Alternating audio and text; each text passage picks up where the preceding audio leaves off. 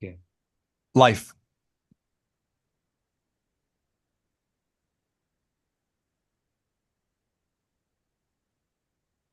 Hello and welcome to the fourth in our series of architecture and philosophy. This is, in fact, our third series of architecture and philosophy on digital futures. This is part of our Doctoral Consortium initiative, an initiative that was set up in order to create a shared platform for doctoral students and young academics across the globe, and would-be PhD students, so that we can share resources rather than having individual professors with small groups in small classrooms. Everyone can come together on a single platform. And we've had a very interesting series of sessions so far this semester. And it all stretches back to a moment 2 years ago when we had the great Slavoj Žižek kick off the entire series. Today, we're delighted to have a young and up-and-coming academic, originally from Turkey, from the Technical University of Istanbul, who came across the States, completed a very thorough PhD on Spinoza at Cornell University, and is currently teaching at Pratt Parsons and Cornell itself. I'm no expert on Spinoza, so I'm going to leave it all to Gökhan to introduce this topic. Gökhan, it's fantastic to see a young up-and-coming academic such as you working on these topics, and we look forward very much to the session. Thank you. Thank you. Welcome. Thank you, Neil and Michael. I appreciate the architecture and philosophy series. I was just telling Michael that this field is almost endangered right now, and we need to be careful about it, protect it. Spinoza is, today I'm going to give you a lecture called Spinoza and Architecture. He's usually referred to as the renegade Jew who gave us modernity, by Rebecca Goldstein, for instance. But actually, his heterodoxy runs deeper. He offered us an alternative modernity, if you will, different from those of Descartes, Newton's, and Kant's, and what have you, and we didn't unfortunately take it, against both, to give you a very short summary of it, against both the God-centric conservatives and human-centric moderns of his time. He offered us a new way of thinking that centers the entire cosmos or existence or nature, whichever term you would like to choose, and suffered major consequences for doing so. So a very good way to introduce him is just to read this Charam from 1656 that excommunicated, and that was used to excommunicate Spinoza at the age of 23. So I'll just read it without comment so that you can see how how radical he must have been to receive such a harsh excommunication, let's say, excommunication statement. By the decree of angels and by the command of the holy men, we excommunicate, expel, curse, and damn Baruch de Spinoza. Cursed be he by day, and cursed be he by night. Cursed be he when he lies down, and cursed be he when he rises up. Cursed be he when he goes out, and cursed be he when he comes in. The Lord will not spare him, but then the anger of the Lord and his jealousy shall smoke against that man, and all the curses that are written in this book shall lie upon him, and the Lord shall blot out his name from under heaven. So this is the more, let's say, performative part. The practical part is this one, which would be devastating for Spinoza. No one should communicate with him, not even in writing, not accord him any favor, nor stay with him under the same roof, nor come within 4 cubits in his vicinity. You cannot even come close to him. Nor shall he read any treatise composed or written by him. So this is the gentleman that we are dealing with. We're going to see what kind of dangerous ideas he was really generating at the time to receive this. I want to talk about his reception a little bit before I go into unpacking his philosophy. despite, of course, being excommunicated, and maybe we can also say that he could not have published anything after that under his name, and even posthumously, all his publishings would be banned. And they're talking about a gentleman who survived an assassination attempt as well. So very, very, tricky period in his life, but he was received afterwards, especially by the underground thinkers, very well. So in terms of ontology and epistemology, we can talk about Leibniz being very influenced by the Enlightenment thinking, Diderot and Aulas. By the 19th and 20th century, Goethe is famously known to have been carrying always the Spinoza's Ethica book in his pocket, even when he was, going on walks. Nietzsche's, Schelling's, Schopenhauer's, the process philosophers like Bergson and Whitehead, especially in the post-war and contemporary period, Simondon and Deleuze Deleuze deemed him the prince of philosophers, if you recall. In arts and aesthetics, again, novelists Schiller, Blake, William Blake, the Romantics for the most time, Shelley, Büchner, Goethe, Hölderlin, 20th century Virginia Woolf, James Joyce, all the greats of modern literature, if you will. Post-war and contemporary writers like Clarice Lispector, science fiction writers, Philip K. Dick, deemed Spinoza his favorite philosopher, Borges and Miro. In terms of political theory, we are talking about radical democratic thought and French Revolution in the 17th and 18th centuries, and then early Marx, Engels in terms of socialist and communist theories, and Proudhon and Bakunin in terms of anarchism, if you will. And since the 1960s, May 68, Occupy movements, bottom-up movements, post-war Marxism, post-war anarchism, all the radical, let's say, political movements. Ethics, La Mettrie, Nietzsche. There is a feminist Spinozism of the Australian school, if you're interested in their connection. In ecology and nature, early romanticism and Enlightenment materialism, very important. Naturphilosophie of the German tradition, Emerson and the transcendental generation in the United States. Post-war ecological movements, Arne deep ecology, especially lately animal and natural rights, ecofeminism, environmental ethics. Spinoza is becoming a big name here. They're rediscovering him, so to speak. And in terms of science and technology, he was a lens maker at the time. When he was excommunicated, that was how he earned his life, right? He was creating lenses for microscopes and telescopes, part of the rationalist and Enlightenment movements. And then mathematicians like Minkowski's and Cantor's were very interested in his conceptions of infinitude, and Einstein, Vygotsky, Freud, and lately the questions of extended and embodied mind and effective neuroscience again are rediscovering him. All that is to say, I'm sure you would be interested in, if not all of these topics, right? Multiple of these. So Spinoza will have very interesting to say and uncannily contemporary things to say about these in untimely jumps, as Nietzsche. So the tricky part of this, of course, is architecture. Being the conservative discipline that we have is not really a part of the game yet. Hopefully this can be an introduction into this missed encounter. My format, my modus operandi will be to synthesize for you the entire oeuvre of Spinoza. He wrote 9 books, most of them collected in his opera Posthuma. I will bring different directions and different conceptions from each and every one of them for you. There will be 4 sections. I'll talk about ontology and epistemology, and then go to physics and dynamics, ethics, aesthetics, technology, politics, and ecology. And what I will do is I will jump from one concept to the next. I will use them as stations, if you will, to create this journey so that we can see how a philosophical system as intricate as Spinoza's is built by these conceptual configurations. And I will have what I call architecture scholia.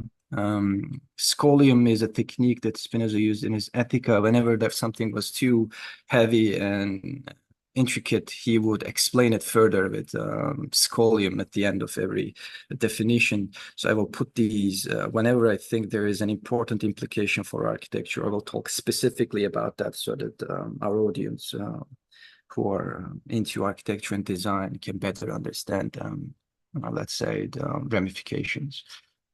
Starting with ontology and epistemology. And I will read most of the things from the screen so that people can follow easily. Spinoza argues that we constantly misconceive the problem of generation. And this is a very important question. You can also say creativity or creation for this. Generation of being will be related to this, which is ontogenesis. Formation of the cosmos is related to this, cosmogenesis. And emergence of form, which is very important for designers and architects, or morphogenesis, let's say, are all related to this question: how does generation work? How do we generate, or how something is generated? Yeah. And he says that we fall victim to the bewitching allure of a very specific concept that he calls transcendence. Transcendence operates through three movements. First, it situates the creative dimension outside the created, so it is exterior. Then it assigns all the generative agency to the creative dimension. So there is a unilaterality, which means one-directional generativity. One direction has the entire agency of creating, while the other one remains passive, right? And it elevates the creative dimension like above in terms of its essence and value. So there is a superiority involved with this as well.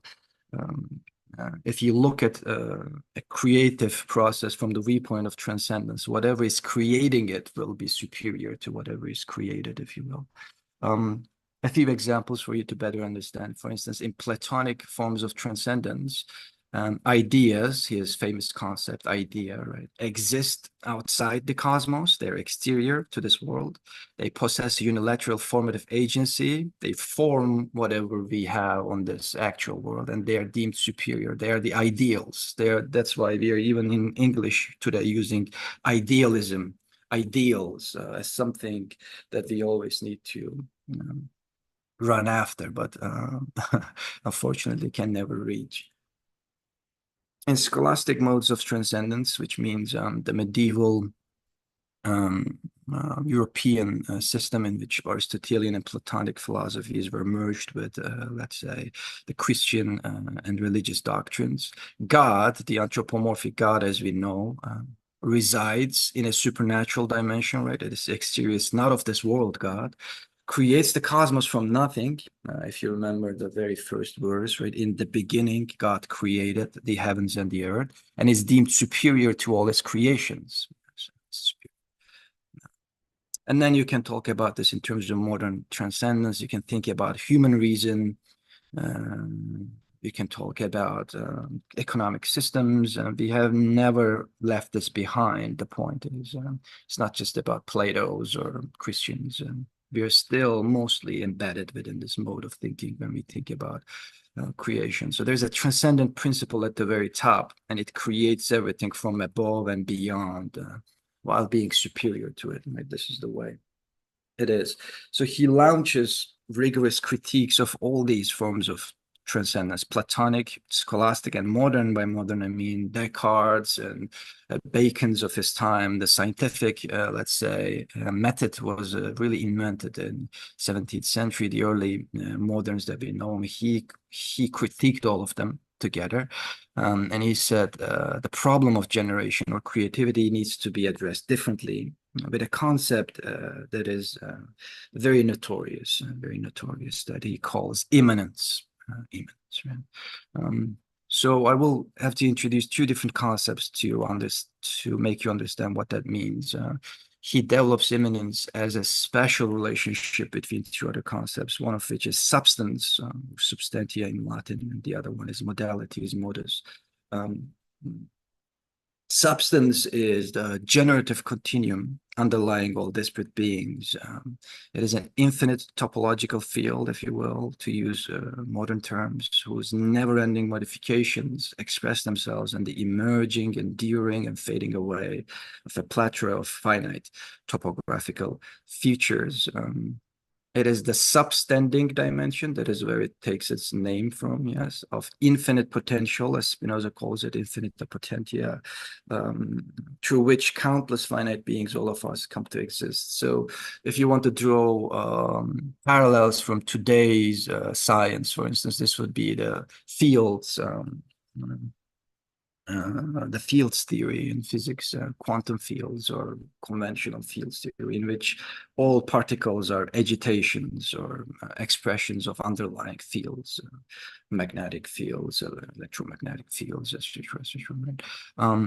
In short, for Spinoza, substance is life causing its own being, nature determining itself with infinite self-modifications, and the cosmos unfolding itself without the need of any extrinsic reference. It's the potentiality of the entire cosmos that is always being actualized in one way or another, right? And modalities are us, are the determinate modifications. This is the technical formal definition, affective condensations of substance. As humans, buildings, tornadoes, all these seemingly separate, let's say, configurations, right? And individuals, we are finite modalities in our durational existence. So this technical term modality or modus, it means manner, it means way, it means mood, it means rhythm, all of which have very different beautiful connotations. As finite modalities, we constitute ever-changing manners and rhythms of the cosmos. They are all unique ways, different moods, singular pulsations of life. And it's a very beautiful way of thinking. You think yourself as a mood of the cosmos, right? You usually don't think of it that way. So nature has two dimensions. This means on the one hand, you have substance, on the other modalities. Nature is one from the potentiating viewpoint of this conjunctive substance. It brings everything together. Nature is many from the actualizing viewpoint of disjunctive modalities. From the viewpoint of you and me and my coffee cup, we are all this plethora, infinite ways of expressing this potentiality. So there's a single ocean, if you will, and there's 1,000 waves that are on top of it. There is a single unformed morphogenetic matrix, and there are myriad distinct forms. And this is what Spinoza says in Ethica. I'm giving a direct quote: "Nothing exists except substance and modality." So it is as simple for Spinoza as this. Of course, it will become very complicated very soon, but this is the starting point. So immanence then is this generative relationship between substance and modalities. It's not substance causing it, or it's not modalities causing it. It is the relationship between them. So it is two-sided. It is as though you have this underlying potentiality and you have this, above ground differences, and they express and impress into each other, right? And that is immanence. That is how generation of creativity, of generativity works. Substance, immanence as the coming to being of those potentials, and then we have the everyday, let's say, life, the casual, banal life that we are part of. So let's do the same for Spinoza's immanence so that we understand the difference of it from transcendence on three conceptual moments. First, if you look from the viewpoint of immanence, it situates substance and modalities inside the same reality. So it is interior. It is interior. It is no longer in a supernatural, otherly dimension, right? It is here and now. The cosmos, the potentials are already embedded within the cosmos, not outside of it. So each pervades the other from within, yeah? Second, the immanence carries generative agency across all parties. So there is multilaterality, if you will, rather than unilaterality. Now, every modality, every creature is already creative, because every wave is already the ocean, right? The wave is not apart from the ocean. The wave is the ocean. And insofar as the wave is the ocean, it means it's creative. It's creative, it's generative. So there is no big difference now. Third, immanence grounds both dimensions on equal footing, yet with distinct roles of potentiation and actualization. So they have different roles, but there is no, let's say, superiority between them, no longer like gods and, creatures. So through Spinoza's immanent lens, Generativity is no longer the one-off result of a godly figure or an external source, but the perpetual expression and everlasting mutability of nature's overlapping dimensions of modality and substance and its internal force. Right? So this is a very radical, let's say, approach in the 17th century and even today. And the most famous and infamous, let's say, terms that he uses about this, it comes from the Ethics Book 4. In the preface, then he says, Deus sive natura, Deus sive natura. This will get him into a lot of trouble because this means God or nature. Deus means God. Seu or sive, it means or, and natura means nature, God or nature. And if you think about this, seemingly innocence of these three terms, God or nature, but then think about the consequences of what he's trying to do here. It is something very unorthodox. He uses this artful strategy. Instead of rejecting God altogether, he redefines God like a Trojan horse tactic, if you will, subtly from within, with the indefinite equality of sive, or with the simple grammatical, seemingly conjunction of or. God remains no longer the God or Abrahamic theology, a transcendent monarch, judging humanity, promising heavenly rewards and threatening with hellish punishments, right? God turns into underlying potentials of the cosmos. God changes into infinite generativity of life. God becomes nature. Right? And this is why they never forgave him back at the day, and still today. He's still excommunicated, and it's not yet lifted, if you will. So these are the three concepts that we immediately kickstart: immanent substance modalities and God or nature, the very, very core of Spinoza's philosophy. And then there is the concept of heterarchy. In parallel with our transcendent worldview, Spinoza argues we also misconceive the problem of the distribution of being and value, how we, see different beings and different values when we look around us, falling victim now to another concept that is called hierarchy. Right? Hierarchy. It means this hieros comes from the ancient Greek divine or sacred, and arche means origin, power, method of government. Hierarchy means a vertical distribution of power, right? According to an immutable partition regarded as sacred and divine. So it is fixed, unchanging. It is the way it is because it's God-given, or it is as is in nature. There'll be some of the arguments. In the long history of Western thought, from Aristotle, Plotinus, Augustine, and Descartes to Linnaeus, Kant, Heidegger, and even Stephen Hawking, if you will, canonical modes of distributing being and value have been all grounded on hierarchical structures like theocentrism and anthropocentrism. Theocentrism is in God is at the top. In anthropocentrism, it's the humans that are at the top, right? In which a transcending apex, God or man, is situated at the very, top of this chain, followed by usually animals, and then there are plants, and then you have non-organic things are pushed to the very bottom. And if you think about how we still value things around us, today, although it's a bit changing in the last 2 decades, you would see that this is still embedded in our minds. This is our default mode of thinking, if you will.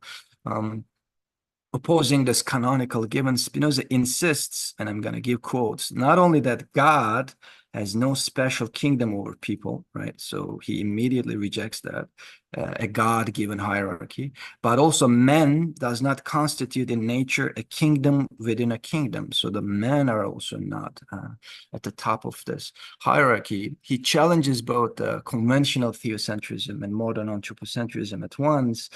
This is Spinoza abolishing, if you will, hierarchy as such. So his vision is very different. His cosmovision is very different. Grounded no longer on hierarchy, but on what I would call, this is not a term he uses. This is a term that I call a modern term, which is heterarchy, because heteros comes from different and other, no longer God-given, and something vertical. In our case, still power. So heterarchy means that every modality exists as heterogeneous gradations of the horizontally distributed continuum of being, again, like waves of the ocean, right? You rise and fall. You're not static, but it's always ever changing, and no wave is superior to any other wave just because at some point of their life they can, rise higher than the others. There are no monarchs or castes of being in Spinoza's system. Nothing is privileged or elevated by essence. Nothing is more intrinsic word of existence. Being is equal for all, whether humans, animals, plants, buildings, quarks, or stellar systems. This is very radical, even for today, for his time. And a quick warning, equality does not mean sameness. This does not mean that all modalities are same and interchangeable with one another. Each modality is singular from the viewpoint of its harboring and enacting one-of-a-kind potentials, yet equal with all the others from the viewpoint of being or expressing the continuous generativity of life. So it doesn't mean a homogeneous flatness, right? That's not what we are going for here. It is in heterogeneous, let's say. There are differences, and we are not equal despite our differences, but because of them. So nothing is inert, passive, subordinate in this hierarchical worldview. This is, again, from Ethics Part 2, Proposition 13, and it's scholium, as you can see here. He has very beautiful words. He says, all individuals are alive, animata, albeit in different gradations. Very beautiful. This is usually mistranslated as degrees, in different degrees, but a gradation is something very different from degree.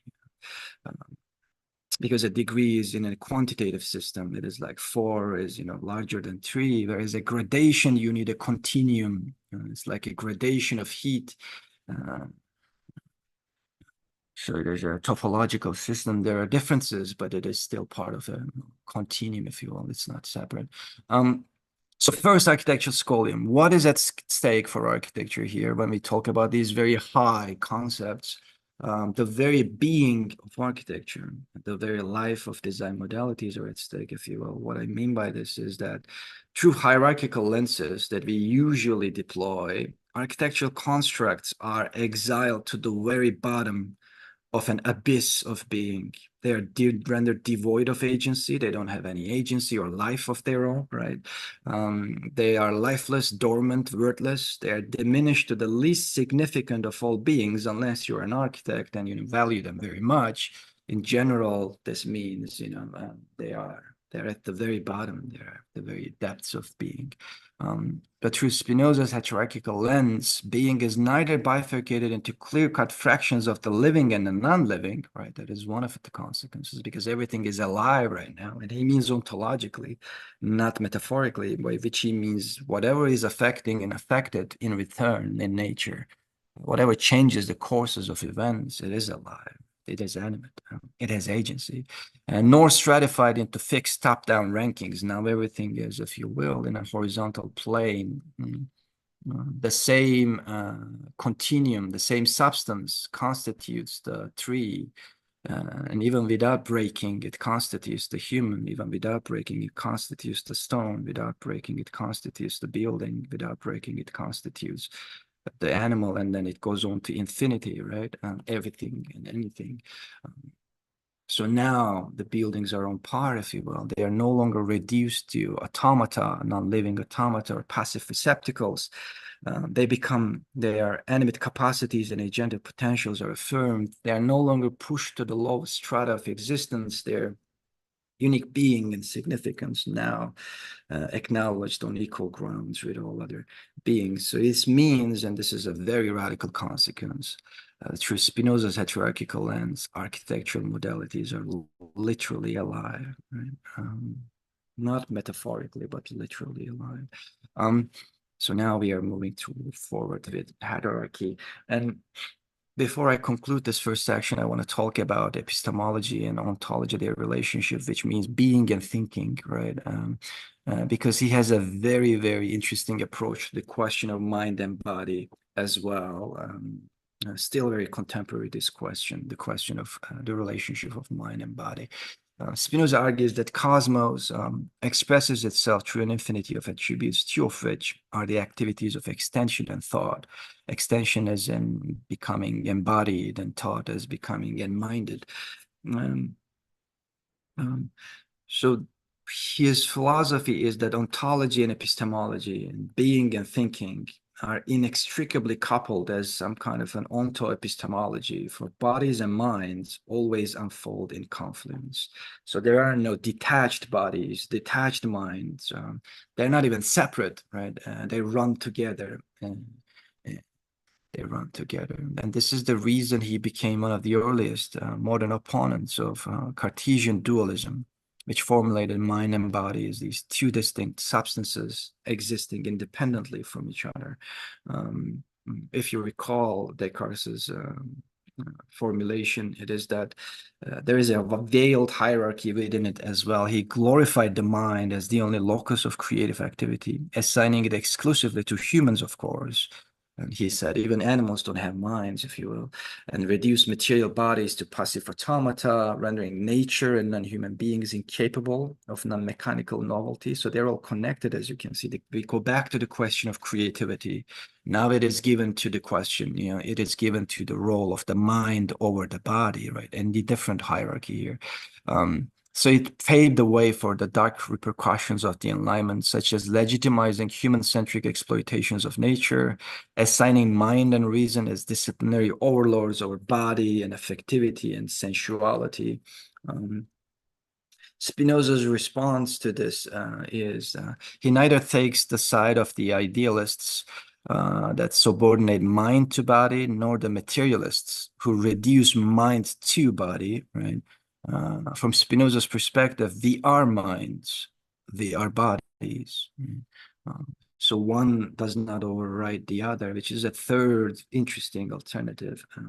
Mind and body are simply, and now I'm reading a quote, direct quote from Spinoza, one and the same thing, conceived now under the attribute of thought, now under the attribute of extension. It is as though there are these different dimensions to existence, which flow together, and two of which are mind and body.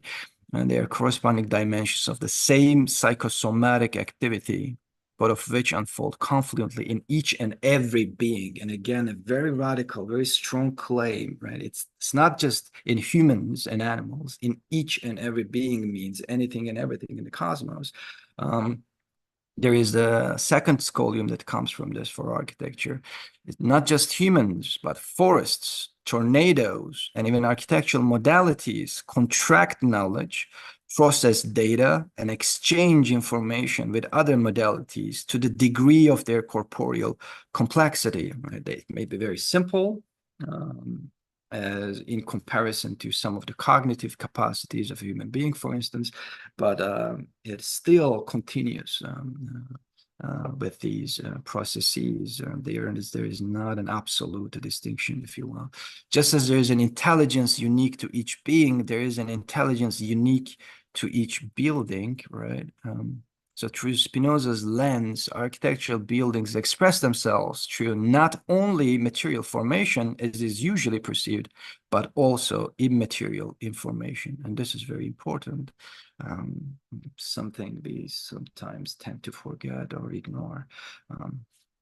So this is his ontology and epistemology in a nutshell. Now I'm gonna move on to his physics and dynamics, so that we understand how everything is built in the mind of Spinoza. He is an ardent critique of defining modalities by appealing to immutable essences and pre-given properties.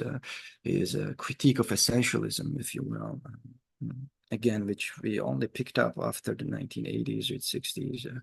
He rather defines modalities by unpacking their underlying potentials and their genetic processes, genetic not as in biology, DNAs, but as in generative processes, what generated something into being, right?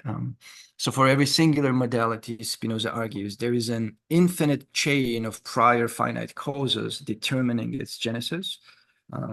an individual modality is constituted by the distribution of an infinity of simplest bodies. So I'm going to bombard you with a few physical, let's say, concepts right now. His first concept is simplest bodies, a very beautiful concept that I will unpack. But for me to be able to do that, I need to first introduce another concept, which is called motion and rest. Simplest bodies are not to be mistaken for indivisible building blocks endowed with form and structure like atoms and subatomic particles, which is still, if you will, what the contemporary physics is trying to chase after. What is the smallest, let's say, particle of physics endowed with form and structure, right? From which, like Lego bricks, that is the idea, everything in the universe is built. But Spinoza says that is not how the cosmos comes to being. Simplest bodies don't have form or structure, right? They are more so like the very transition between this underlying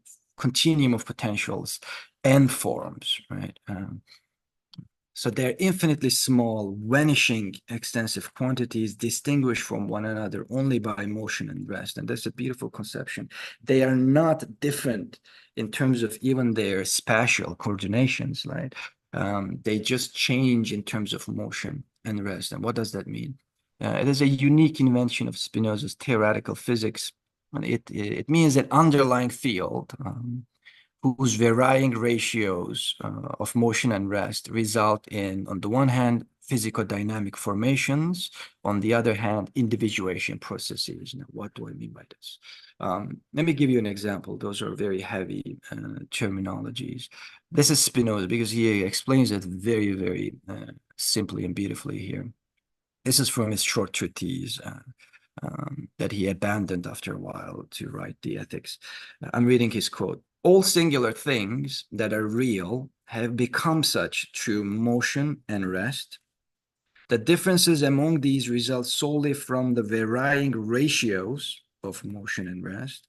From such ratio of motion and rest comes also the existence of our body. This body of ours, however, has a different ratio of motion and rest when it was an unborn embryo. And in due course, when we are dead, it will have a different ratio again. So you can see how he's trying to tackle both some kind of a concept that can explain any and every form of generation in terms of its physics and coming to being, but also so subtle that even in your lifetime, right? And when you're an unborn embryo, when you're an adolescent, when you're a mature person, and when you're about to die, those ratios are dynamic and they change. That's a very subtle definition. So this is a radical reversal. It is not bodies that produce motion, Spinoza suggests, but motion that produces bodies. And this is very, very important, right? Because again, going back to the contemporary physics, let's say collective imaginary, we are waiting to find these particles at the very basis of existence, subatomic particles, and we go deeper and deeper, and we think as though these particles we will find, and in their motion, in their relationship, in their, let's say, interactions, we will get to understand the cosmos. Spinoza just reverses this and says that there is first motion. There's a field of motion, right, from which all the bodies emerge. So you will never find the smallest particle because at the depths of existence, there are no particles, but there is motion. You know? Each particular corporeal thing, this is his quote, is nothing but a certain ratio of motion. It's a very beautiful, let's say, dynamic conception of being. So through Spinoza's physico-dynamic lens, it means another scholium for architecture. Architecture modalities are no longer static forms reflecting just quantitative calculations, yeah? But it can be reconceived as varying ratios of motion and rest, expressing qualitative fluctuations. Even the most seemingly static form of architecture, right, is a different expression, maybe a very slow one, but a different expression of motion, if you will. So now we are here connecting simplest bodies and motion and rest going forward with physics and dynamics. This brings us to the question of part and whole relationships, how from smaller bodies, larger bodies emerge, if you will. And in his theoretical physics, every individual modality, through corporeal interlocking and various varying ratios of motion and rest, is wrapped in other bodies, which are then in turn wrapped in other bodies ad infinitum. This is very important for Spinoza. And you need to understand, this is the time microscopes and telescopes were invented in 17th century Dutch context. They were the ones who invented it. And he was a lens maker, so he was constantly looking through his lens, seeing these infinitely small universes, right? And telescopes, he would be seeing this infinitely large universes all of a sudden open before him. So it was very important for him to come up with a philosophical, let's say, conception that matches this new resolution, right? That goes up and down infinitely. Just as a human body is a nested composition that functions at multiple organizational levels at once, composed of organs and tissues, right? That are in turn composed of cells and molecules and subatomic particles, and finally, infinitely small bodies, right? Which are the very layer of this motion that you reach, underlying motional continuum, the substance that you reach almost. A building is also a multi-scale modality composed of, say, fire bricks that are in turn composed of clay aggregates and molecules and atoms, and again, infinitely small bodies. That is where they both become continuous with one another, if you will, a human and a building. So it is through this interlocking of different scales that we arrive at the complexity of the universe. But this does not align with conventional part-whole conceptions. He somehow, I would say, anticipates contemporary developments in the concept of emergence and dynamic systems theories of the early 20th century and late 20th century, and today contemporary ones, which explore wholes that harbor these novel capacities that their parts do not possess. For such capacities do not emerge from the sum of their parts, the quantitative total of static properties, but from the interactions among their constituents and their immanent continuity with the environment, which means the emergent outcome of dynamic exchanges. So this is also very crucial. Once these parts come together, they can create in the larger systems novelties that the smaller parts do not have. So for Spinoza, he would have a very, I don't have time to unpack that, but he has a very beautiful example about a simple, small little worm living in the blood of a human body and how it sees its environment and how it is related to, how it is analogous to how we look at the cosmos, the worm in a human body and the human in the cosmos. Have these similar conceptions of part-to-whole relationships, right? But there is no pure essence of humanity, just as there is no pure essence of architecture. Even the intrinsic dimensions of humans and buildings operate on emergent combinations and symbiotic coalition. So human body in Spinoza's conception includes the worm even in your, in your blood. And we know today with the microbiota studies and what have you in our guts that we are really almost half of our cells in our bodies are not even human cells, right? They're bacteria and viruses and other cells. So there's a coalition, part-to-whole coalition there to constitute this body and being of ours. So the emergent part-whole relationship is important. But how do modalities persist over time while undergoing constant modification? This is the question of stability and change, if you will, a very big question in philosophy and in physics and biology. Spinoza argues they do so by introducing another concept that he calls potens, potentia, or conatus. Each modality, whether human, building, tornado, or molecule, harbors a unique conatus expressing its characteristic rhythms and underlying potential. So this is the motion and rest, the ratio of motion and rest, right? And the underlying potentials are the ocean that you are expressing through your wave of being. So they will be characterized within this system, if you will.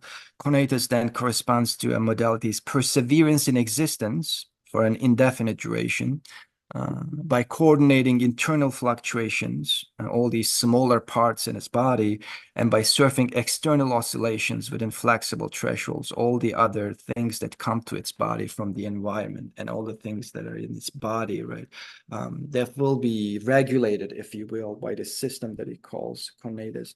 And Evan Thompson, a contemporary philosopher of cognitive science, sees Spinoza's conatus as a precedent to autopoiesis, a very recent 1960s, 70s concept defined by biologists Humberto Maturana and Francisco Varela as a special capacity of living systems to structurally open themselves to incessant material flux, right? Because you eat things, right? You take in oxygen or what have you, while simultaneously retaining their singular configuration. But your body, blood pressure and, sugar in your blood and the energy levels, etc., are all regulated in your body in a certain sense, while still you're opening yourself to the environment, right? And these are done through operational closures and circular feedback systems. They call this autopoiesis. For Spinoza's conatus is even more radical, and this is an architectural scholium all of a sudden because of that, because it allows different conative gradations in all modes of existence, not just in living organisms. So this is no longer a biological concept for Spinoza, but it applies to anything and everything. Everything has this conatus. A mountain still remains as a mountain for a specific duration, right, indefinite duration, by keeping its bodily, let's say, chemical and physical, let's say, composition in terms of certain rule sets within its dynamic being. Not so different from any other, let's say, biological, very different from a biological organism, but still they share the same persistence in existence. So a building perseveres in its being through singular conative potentials, which include, let me give you some examples, for instance, spatio-temporal affordance, there's vibration control, there's structural resilience, right? While a human being persists in existence through different conative techniques, such as self-corrective feedback systems, metabolic sustenance, and complex cognitive operations, beneath these singular differences, what buildings and human beings share are conative capabilities that sustain their persistent individuality, right, through homostatic perseverance, while ensuring their continuous individuation. They change. Buildings also change. However, slowly they change, right? We renovate them. They're destroyed. We change their function through heterodynamic openness. So they're also open to change up to a certain extent while still keeping some of their structural qualities, etc., etc. This means a modality is not a rigid, bounded entity on which external events secondarily befall. Rather, and this is very important, a modality is a modification, right? So a modality is not modified secondarily, but these are the same terms weaved from two different perspectives. Such a beautiful approach. It is no wonder, and in his books you can see this literally. He uses modality, which is modus, the noun, let's say, a form, and modification, which is modificatio in Latin, right, and the verb form, as synonymous notions throughout his work. Sometimes he would use modus, sometimes he would use modificatio. So modality and modification, individuality and individuation, being and becoming, as is more usually used in philosophy, are different dimensions of one and the same activity for Spinoza. They're not opposed. You don't choose one over the other. It's not that being comes before becoming or becoming precedes being, right? They are one and the same thing, two different sides of the same thing. They usually overlook this double character of modalities, especially that of non-organic ones. And again, another scholium, and assume, for instance, that a building is a static and a changing construct, crystallized and frozen form, right? Yet through Spinoza's conative lens, an architectural modality is both a consistent individual, an active construct, a subject, which means a noun, and also a continuous individuation, a constructive activity, an event, a verb, right? Both simultaneously. Okay, so that's the physics and dynamics now. We made all these connections. Now we're moving forward to ethics and aesthetics. So an individual modality never resides in a vacuum in Spinoza's perspective, but is always coupled, multiplied, and penetrated by a myriad of others. So up until now, we talked about the cosmos, and now we talked about the individual in the previous one. Now we're going to talk about relationships, right? Uh, we were bracketing this up until now, but the interactions will be very important for Spinoza, without which you cannot think about any individual being. In addition to its intrinsic rhythms, therefore, all these ratios, all these smaller components in your body, organs, and what have you, a modality is also defined by its relational capacities and interactive potentials. In the same breath. So Spinoza unpacks these interactive capacities with two concepts. Now I'm going to introduce affection and affect.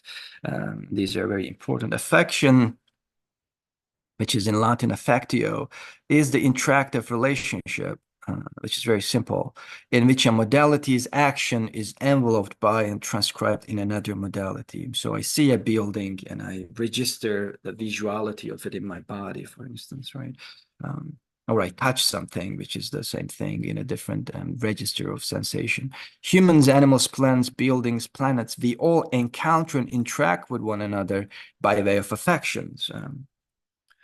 Affect, which is affectus, is the ensuing increase and decrease in one's agentive potentials due to enveloped affections. So we first have this relationship with another thing, and then depending on whether it gives us more life, whether it gives us more potentiation to do certain things, whether it gives us more joy or sadness or what have you, that will, the changes in our body, the changes in our being, right, after this interaction will be defined as effects. So effects are modifications in our power of existence as a result of everyday interactions, yes. Let me run over this again, because these terms are very close to each other and usually confused in the literature. Even we today have effect theories, Deleuzian interests, etc., etc. Even there, I see them all the time, mismatched and confused. Then we encounter a building, we come face to face with a painting, or experience a musical piece. These interactive relations, this one, right? This very thing between us, themselves are affections, whereas our becoming more or less potent in being engulfed by that building. We are disgusted by it, or we are all of a sudden, invigorated after experiencing this building. Being transformed by that painting, being moved by that musical piece are effects, right? So effects are, if you will, vertical. Affections are more horizontal in a sense. So this will be very important for us, because Spinoza will constitute his entire ethics and aesthetics on these two concepts. Spinoza suggests that an individual modality's capacity of being and acting is increased in relation to an affective encounter.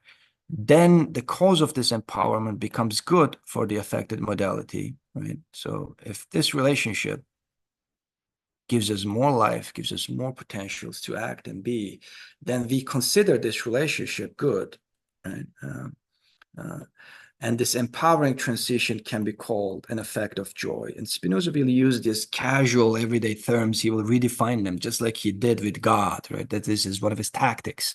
He will find these concepts that are very widely used, and he will, restructure them in his philosophy. So all of a sudden, we have the concepts of good and joy with respect to these encounters and interactions and empowerment, if you will.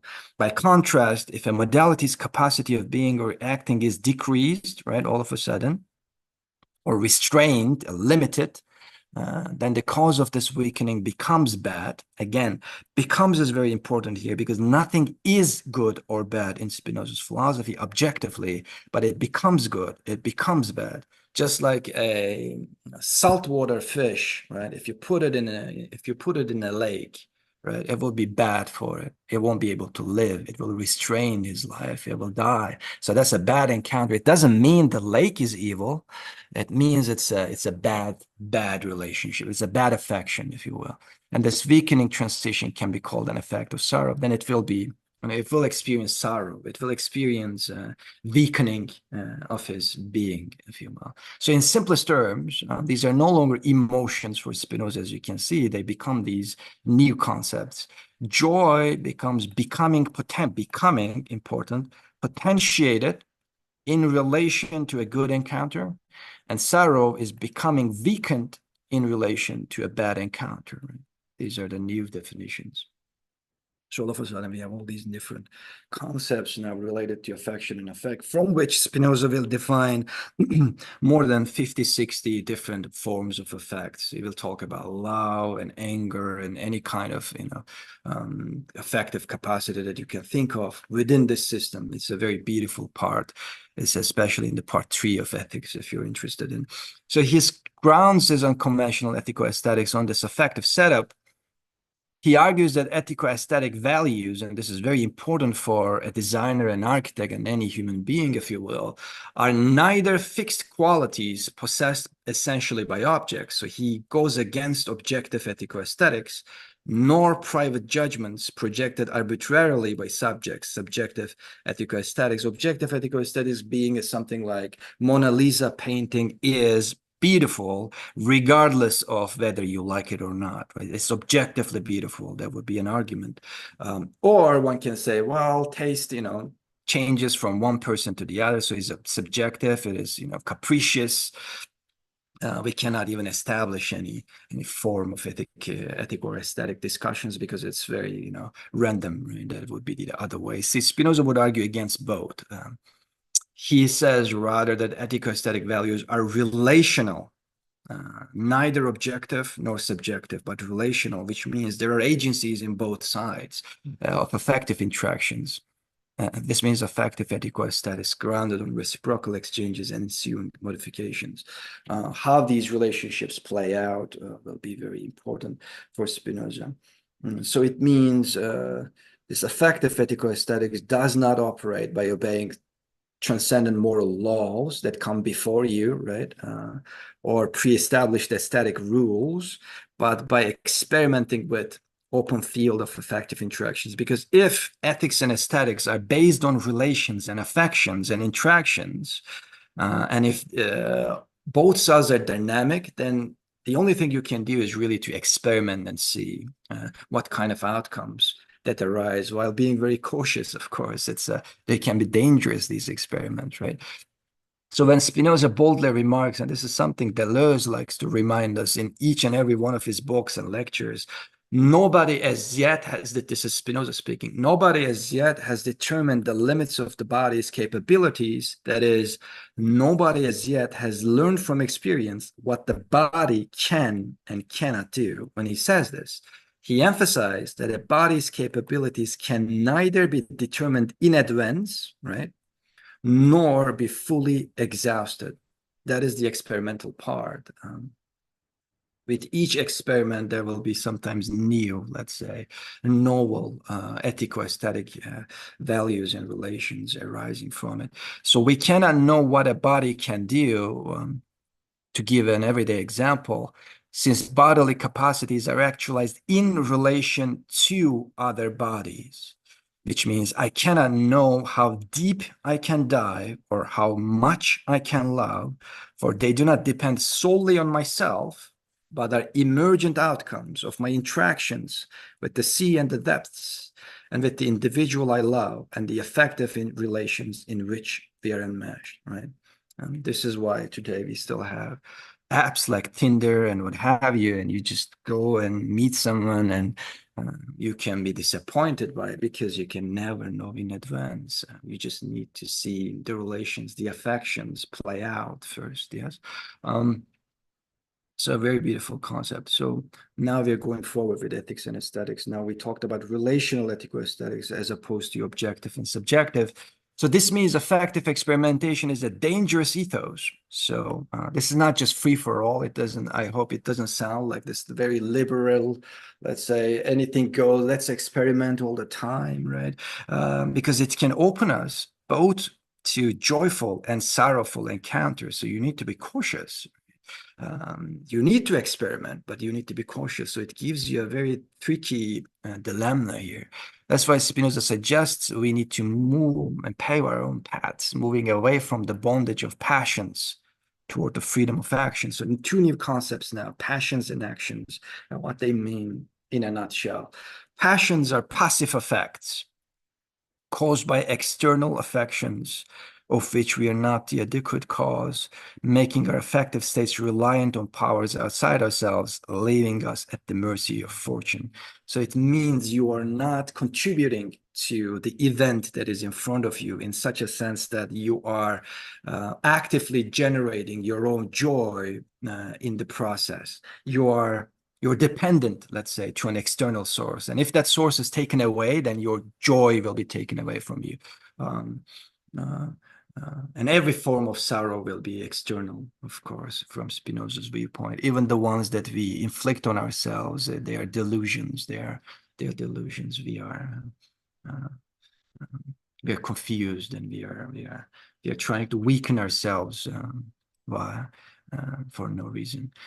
So instead, he suggests active effects, or which are called actions, which are the same thing for Spinoza, that spring from our own agentive patterns by becoming actively involved in constituting empowering compositions ourselves, by extracting joyful potentials from each encounter, or by doing justice to what life brings at every turn. So in each and every event, right, you are trying to find these commonalities, these compositions that will empower you, and try to avoid the weakening, let's say, encounters, which is as simple as even food. For some of us, there will be some allergies. For some of us, the same food that you will go and eat in a dinner with your friends will be bad for you, but not for everyone else, right? Because it's not about only the food, but its relationship with your body, to go back to its relational ethical aesthetics. So he argues we can transform passions into actions and constitute empowering composition with other modalities insofar as we can compose commonalities. And this is an important concept. You need to find a common channel with something else so as to be able to transform it with their singular rhythms and effective capacities. Again, I'll give you an everyday example because these are high concepts when they remain with their formal definitions. For instance, when we first encounter the sea, right, just the casual, you're in a beach, you encounter the sea. You first absorb the dynamic rhythm and effective capacities of the water in your body as a passive effect. At this stage, you go into the water, your body is receiving it, but at this moment, you are still passive with respect to this relationship. Then, if we can find an adequate commonality, as Spinoza says, an effective confluence, a rhythmic attunement with the ebb and flow of the waves, we can transform that passivity into activity, which means we can then swim rather than submerge and drown, right? Forming an effective confluence with aquatic forces, because those two are both possible. If you cannot really find your commonality, the commonality between your body and your rhythms, and the commonality of the waves and the wind and the sea and its depths, if you cannot find it, you will have a sorrowful affection. You will have a passive relationship, and you will submerge and drown. And it's in life and death at certain, even in certain relationships. Otherwise, you will enjoy, you'll swim, you will surf. It will be a beautiful relationship, right, with the sea, if you can do that. So such is for Spinoza, the ethical aesthetics from the viewpoint of life, to evade and endure bad encounters as much as possible, while increasing and sustaining good ones, and to transform passive effects into active ones, to affirm our effective potentials to the fullest, and to go to the limits of what we can do. So this is the passions and actions, or passivity and activity part. Spinoza grounds such effective journeys on a very peculiar concept that he calls free necessity, which sounds just as usual, very weird. He will never choose. This is a certain tactic of Spinoza, in case you have not recognized yet. He will take two opposing schools in a philosophical, let's say, session, and he will find his own alternative. He will show that those are not opposed. There's a third way. So this is the freedom or free will on one side, and necessity or determination or fatalism on the other side. One of the biggest discussions still today. Do we have free will? Is the universe mechanical, right, etc., etc.? So he will have this beautiful concept called free necessity, a third position against both free will and supernatural belief in final causality, and fatalism at the same time, and passive retreat to mechanical causality is a third position. What is this? Like surfers who attune to commonalities between their own capacities and the rhythm of the waves to chart their relatively free path on the fly in accordance with the necessary unfolding of aquatic currents, we all surf what life sends our way in free necessity, wave after wave, with fluctuating ratios of activity and passivity, right? Which means you have the freedom to manipulate the necessity that comes at you up to a certain extent. It is usually very limited, but up to a certain extent, insofar as you find those commonalities, right? That goes back to the question of passivity and activity.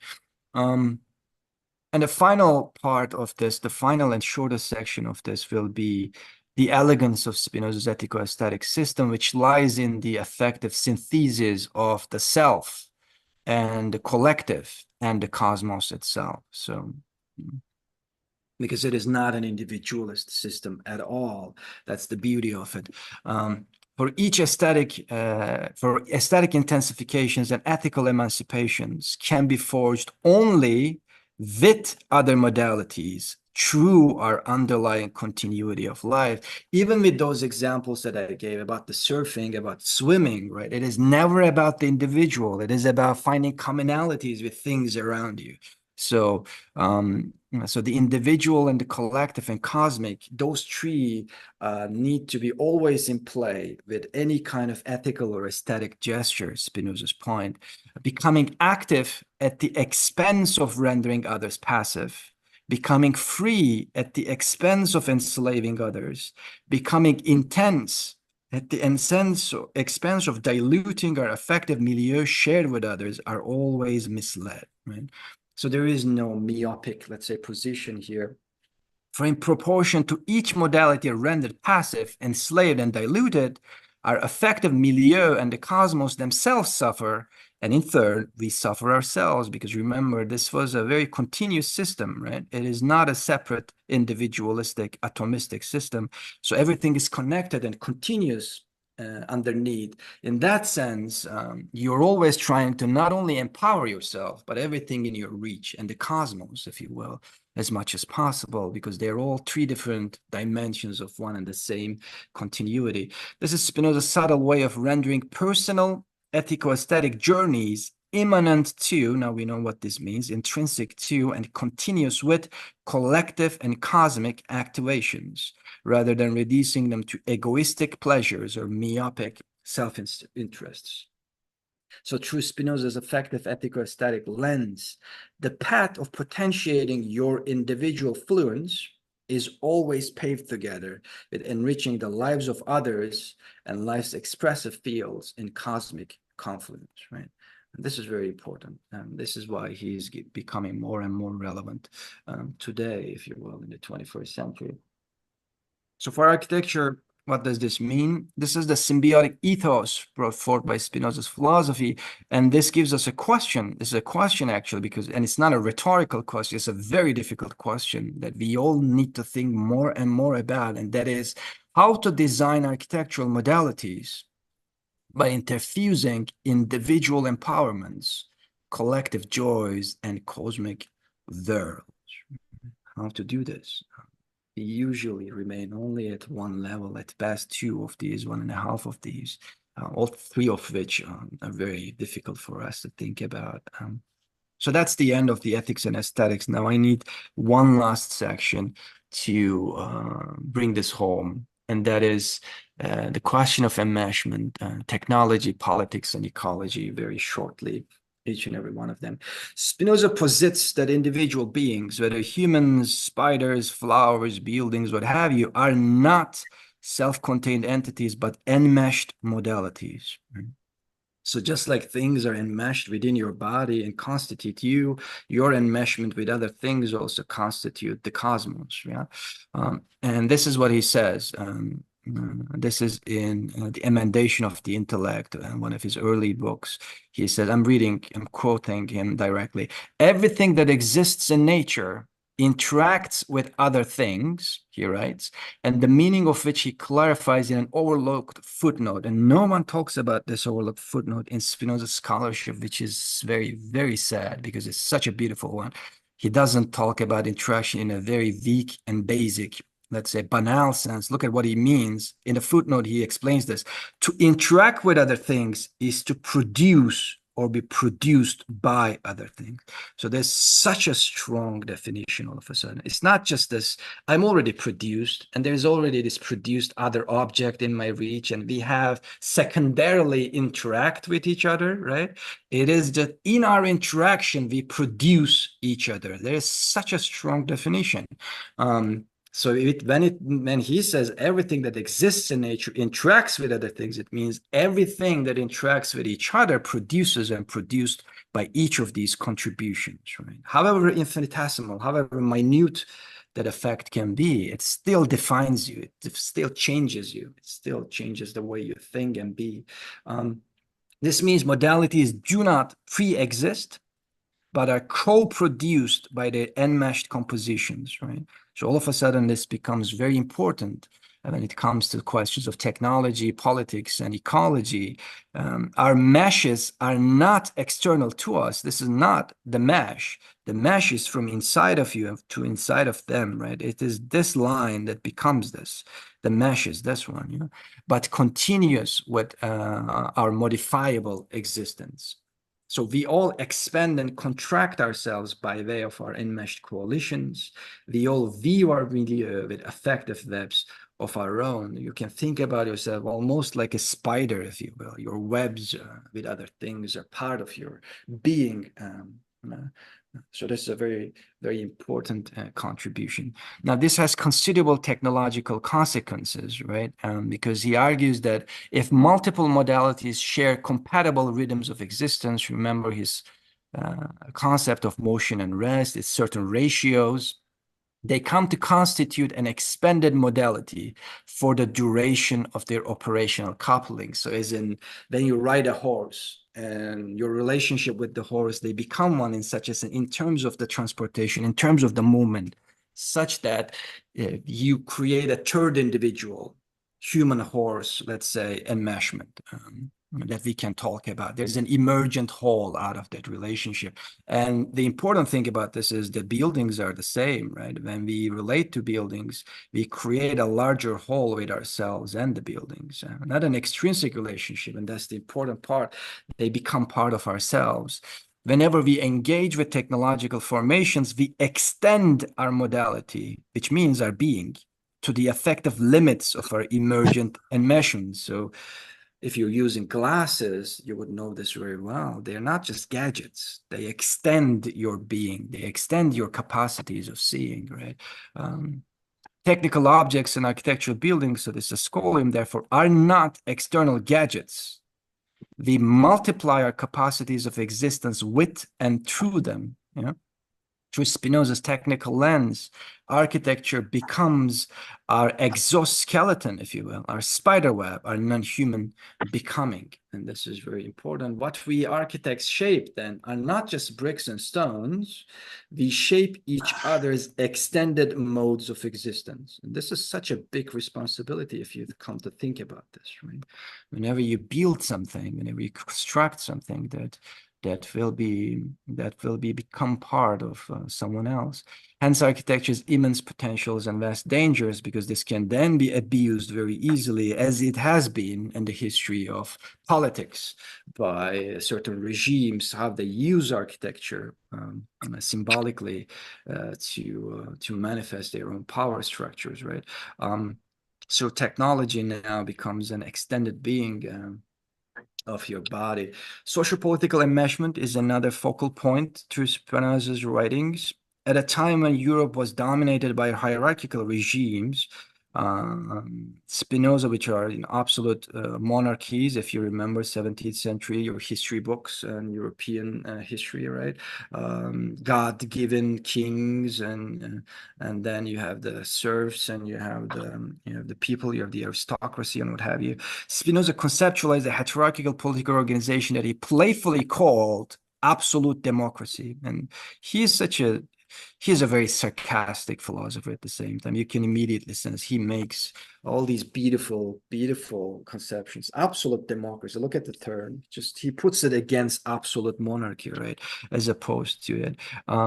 That is why Spinoza's political vision was received with such hostility in his time. In the year of its publication, Spinoza's theological political treatise was defined by the Dutch Reformed Church as the most blasphemous book ever written. Yeah.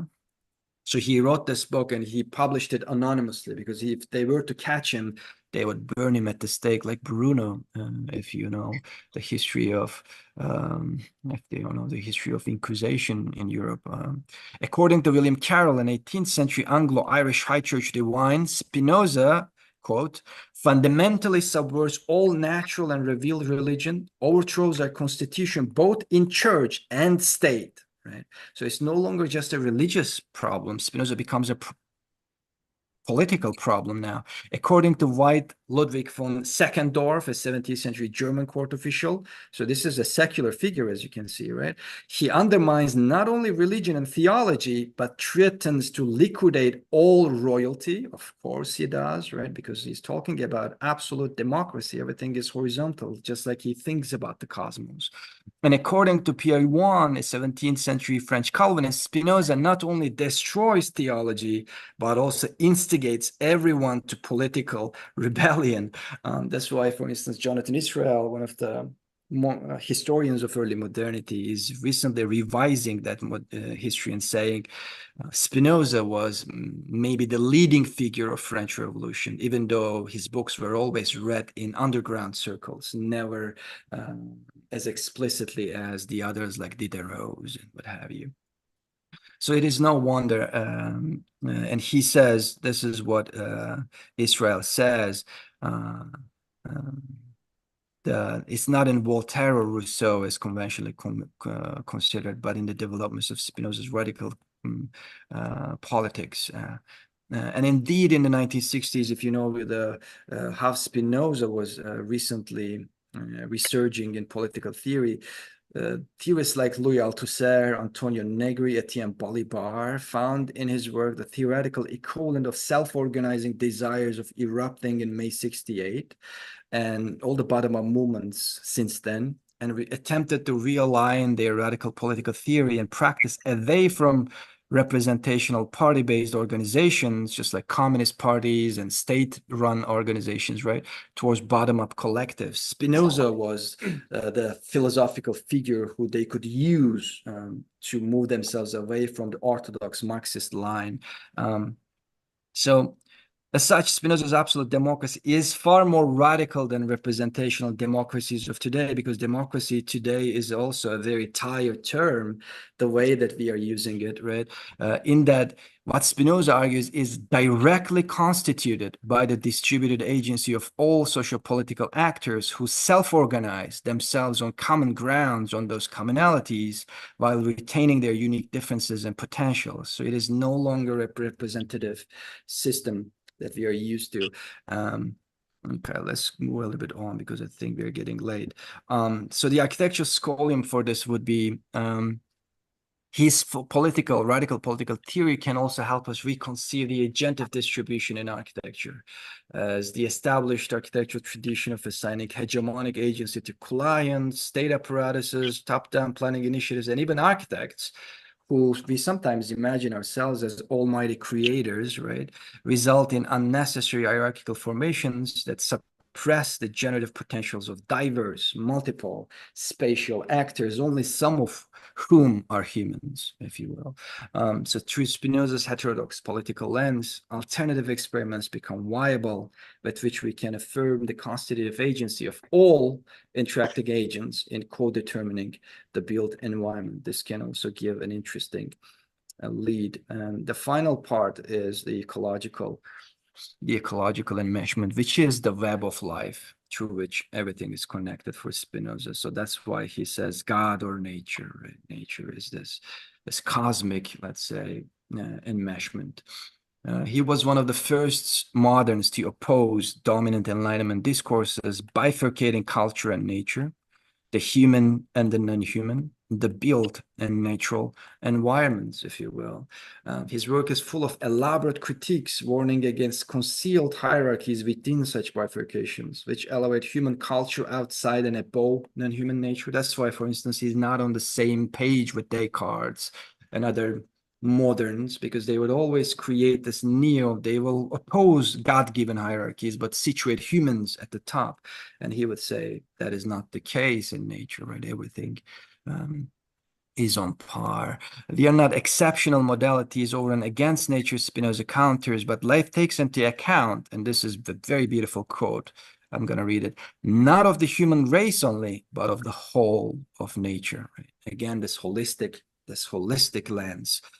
Humans, another example from one of his private letters, humans, like all other things, are only a part of nature, right? They're not dominants, they're not monarchs, they're just a part, a humble position. So we live, and animals are no longer lesser beings, as this is from Ethica. In the animal world, we find much that far surpasses human sagacity from time to time. It doesn't mean they're superior, but it means, depending on which kind of capacity you can talk about, animals sometimes can surpass you. Plants are no longer subordinated as well. So we live all as extensions of a common ecosystem. All of a sudden, all these connections become part of the system, right? Grounds that all that we are, as distinguished as humans and non-humans, as culture and nature, as cities, forests, deep oceans, on equal footing. And that's his most radical, perhaps, conception, that nature and culture are not even separate, but constitute a nature-culture continuum. There is much more to learn from this today, especially in architecture. 3.5 centuries after Spinoza, we are learning through bitter experience today that situating ourselves over and against nature and turning architecture into an instrument of mastering nature, right, has led to almost destroying not only ourselves, but the entire planetary ecosystem. We cannot address critical questions of ecology today by holding on to our anthropocentric, which means human-centric, vanity, and keeping nature's bifurcation with culture and architecture intact. It can no longer be done with this. And it can no longer be resolved with, ecocentric, let's say, seemingly eco-sensible certifications or quantitative calculations or what have you as well. There's a qualitative problem here. It's not about reducing carbon outcome from 40% to 27%. That won't solve anything, right? I mean, it's better, of course. Yeah, it's a progression, but it is about your relationship with nature in its cosmic sense. Spinoza hints at different potentials, such as affirming nature's heterogeneous continuity, dizzying equality. It really is dizzying, and distributed generativity, of which we are a singular yet continuous part. So what can we do with this in architecture is, again, an important question with this. How can we move away from the misconceiving the profession as a technocratic endeavor, self-absorbed with subjugation of nature? How can we do this? And reorient architecture as a planetary practice, leaving symbiotic experiments from within the generative fabric of nature, architecture, continuum.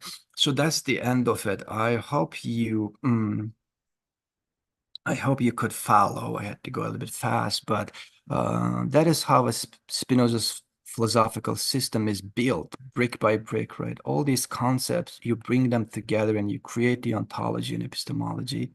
All these little concepts come together and create his physics and dynamics, affections and passions and necessity and ethics and aesthetics, and then the question of enmeshment and technology and ecology, after which you constitute these modules, and then they're all related to each other, and then the entire cosmovision, if you will, is laid bare. Let me not do the epilogue and conclude here so that we can have some time for questions and answers. Thank you for listening. Gorka, thank you. That was an incredible tour de force, extraordinary, and incredibly clear. I mean, absolutely crystal clear. It was. Don't apologize for anything. I'm just wondering. I think Sanford Quinter is here. Whether Sanford would like to add a few comments to that. I don't want to put you on the spot, Sanford, but it's great. Hey, to man, see. that's okay. Let me say, first of all, I lost control of the clock. I woke up in the middle of the talk. I am totally wrecked, but I really feel like living after what I heard. I have to tell you that. First off, I want to say a fantastic lecture, possibly, oh no, absolutely the best one I've heard of Gökhan now in at least 6 years. A level of synthesis, shall I say, a level of relaxed synthesis, I should say, that I can't believe that in a way one has achieved right now in 2024 with respects to somebody like Spinoza. In other words, Gökhan and I started teaching this type of material 6 years ago, and I, like a coward, shall we say, or perhaps whatever, like a weakening human being, had lost hope in a certain sense that this type of recovery of a historical understanding could ever be re-engaged or reactivated, if you like, in the context of the illiteracies that we are cultivating so much these days. Anyway, today's talk was fantastic, at least the parts that I heard. However, I just had a couple of things I did want to challenge Gökhan with a little bit, because I see incredible amount of synthesis taking place where, and I think this is very, very important for any theorist and philosopher in a certain sense, is to, and first I have to say, I like the word enmesh. I like it a lot better than other words, which I won't mention, which many people use in that place, and which I think are extremely misleading. So I want to say that. So in terms of how the work can be, how the ideas can be inserted into the existing discourses. That's really what I want to get to. Okay. I talk too much, especially before I've had my coffee, etc. I don't know where the hell I'm going, but I know where I'm going here. There are two things. Number one, in the parts that I heard, certainly, and in the integration of a comprehensive, or shall we say, an uncompromised, I don't know, I don't want to use this word, but I'll say it once and then I'll move on, probably find a better one, immanentist or integrationist or holistic, shall we say, understanding of being, especially one that explicitly integrates the entire physical universe in which all existence actually takes place. We know there are many other dimensions, and that was beautifully laid out. I just want to posit one more thing, and that is to say, sometimes I still heard in this incredibly beautiful Spinoza's thing, Gökhan is still, in a certain sense, occupying the historical Spinozist position. And what I mean by that is the way we talk sometimes about Jesus, and the sense of, like, is there a historical Jesus, and then there the Jesus of the texts. I'd like to say that on the Spinozist side, it seems to me, ever more hearing what Gökhan was presenting today and the emerging synthesis, I believe that we do need to get beyond the tacit limitations of the historical Spinoza and really begin to get to whatever that other Spinoza is, right? The Spinoza of the text. And what I mean by that is super simple. There remains a bias because of the tradition, the human tradition in which Spinoza was, and the historical human position in which he was saying, to have not yet discovered, shall we say, a language or a full cosmo slash, position. Now, here, I'll get there, guys. I'll get to something very, very clear. That is really no longer simply talking about the enhancement and the amplification of us, but rather the application of our entire universe itself. So, who I think has a guy who I think has managed back, I think this probably in the 1990s, maybe the 1980s, to have come up with a single sentence, incredible challenge. This is a philosopher in Norway named, of course, Gökhan knows him very well, named Arne Næss, who in his late years became a very, very committed Spinozist. And he's also the founder, many people will know, of the deep ecology movement. This is one sentence that is such a favorite of mine, but really tells us how to turn the corner. And it is the following, quote, through self-realization, humans can become part of the ecosystems of Earth in distinction to becoming only themselves. So I leave that. I mean, I don't think you have to say much about that, except simply to acknowledge that concept of self-realization and the way in which we keep that word self around. And thinking of it, what I mean by that, it's evolved. The idea of becoming part of the ecosystems of the Earth, and essentially, can you do philosophy?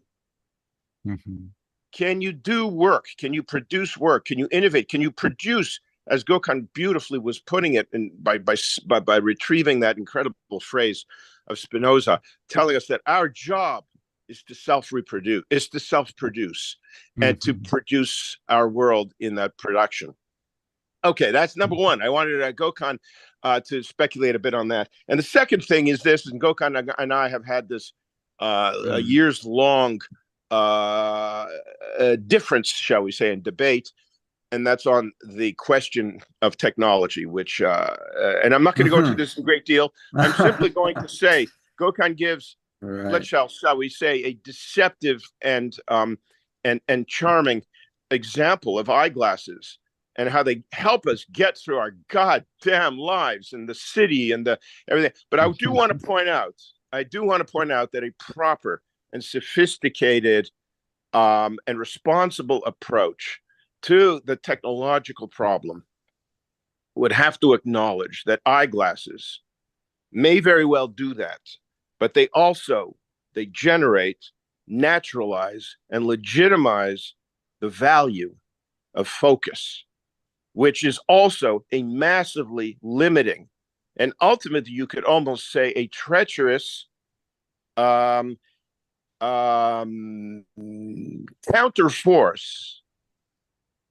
that ultimately also it limits how we think, it limits how we perceive, and it limits how we will understand the self-realization posited by Næss. So that's it. That's my overly.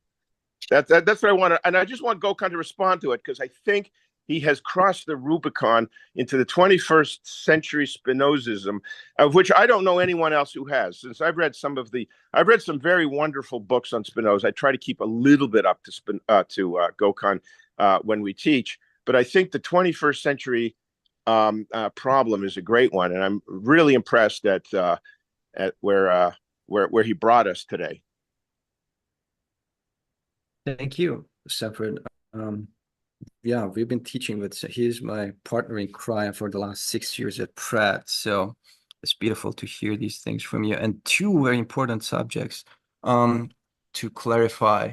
I think I did underline it, but perhaps my focus was more on the individual at the beginning. That's why you felt the need to bring it home, that the co-production happens, not in the individual, right? And in terms of the question of ethics and aesthetics, but it is always becoming one with the universe. So that is Spinoza's ultimate ethical or aesthetic, let's say, journey that he lays before us.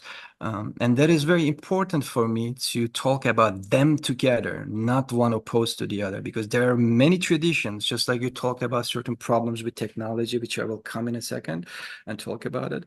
There are also certain religious, mystic, let's say spiritual traditions which have also been abused in the sense that you lose yourself in becoming one with the cosmos. You transcend yourself, for instance, and that concept is also very differently used in many various traditions. But for Spinoza, the point is this: it is not by sacrificing yourself for the greater good that you reach it, or vice versa. It is not by becoming this self-centric individual and you reach your self-realization at the expense of diluting the power and weakening every other thing, but it is together, right? That is the co-production.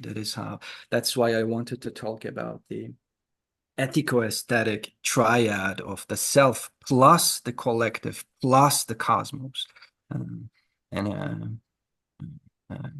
Thank you for reminding us Arne Naess. For those of you who don't know Arne Naess, he was the founder, if you will, of certain traditions, one of which is deep ecology in the 1970s, the other of which is ecosophy, like a philosophy through the lens of ecology, if you will. And he was incredibly influenced by Spinoza. So you can even find in the 1970s some of the most philosophically rich ecological discourses. Spinoza's traces already, they rediscovered them immediately. In terms of the question of technology, yes, we have. Sanford has a much more critical conception of technology than me, and I try to put my position, just like Spinoza usually does, into a third alternative, which is neither technophilia, an uncritical, naive embrace of technology, nor technophobia, a certain way of thinking that the technology is the antichrist, right? It will always be reducing our relationship with our environment. The question, the third position I'm usually trying to develop, and not only thanks to Spinoza, but lately more so with Simondon. Maybe we can do another session in the future on Simondon as well, and his understanding of technology is that how can, and that is Simondon's phrase, which is a beautiful phrase, how can we find ways to become friends with the machines, in the sense that mutually empowering each other. Is that a way? Because Sanford's example about the eyeglass is of course true, and he went for a very difficult example. We can just easily say the gun, right? Humans have capacities to kill each other. We can do that with our own hands. We can do that with small weapons. But when you think about the machine guns, when you think about the nuclear weapons, when you think about what we do to each other with the help of technology and how easily it becomes, how massive it can become in a second, right? You can immediately see the other side as well. So the point is not that, and that's why when I talked about architecture, I said we have very big responsibility because it has a lot of potentials and a lot of dangers insofar as you have this extended being. So the question would be how to make sure that our relationship with technology is also in line with ecological empowerment and is a way to, let's say, becoming one with the cosmos. And I think Sanford is very cynical about this. He thinks there is no way. There are other ways, but technology is not maybe one of them. Whereas I think it might be one of the possibilities if we can be critical at the same time. And yeah. I'm good. I completely agree with you on that point. I think we need to find some sympathetic engagement to this. Maybe I'll just pick up on that question of the lens, which I think is absolutely kind of central. I mean, just to say, I didn't mention the fact that Spinoza was a lens grinder, had a job as being a lens grinder, and somehow the notion of the spectacles, of the glasses, the microscope, or whatever it is, the idea of the gaze, somehow, in my mind, permeates his world. I thought this was a absolutely fascinating presentation. And of course, there are echoes of so much that we've also discussed in other sessions that have came out. Deleuze, Varela, and so on. Andy Clark also is at the back of my mind in some sense, and recent other things. But one of the things that really struck me from a kind of personal perspective is the way that, and as you were talking, back of my mind, it was in my mind as it were. The logic of emergence and the logic of swarm intelligence, how you reconcile the individual and the many, in a beautiful, beautiful sort of way. Now, to my mind, emergence is one of the most extraordinary, powerful, and interesting terms out there, but also in some senses the most problematic in the sense that you can observe it. We've seen John Holland onwards making observations. But even scientists they're really struggling, or especially scientists are really struggling to explain it in some senses. And the sense I got, and this from this beautiful lecture, is absolutely beautiful, was that really what Spinoza was incredibly good at was observing and commenting and identifying and really articulating very precisely relational conditions and so on. But maybe at the back, underneath it all, wasn't fully explaining things and is somewhat elusive in some senses. I mean, a bit like Deleuze himself in some ways. Of course, yeah. And is that a fair criticism, or am I? I think it's wonderful, but that seemed to me the kind of. But I need to hear your critique of emergence.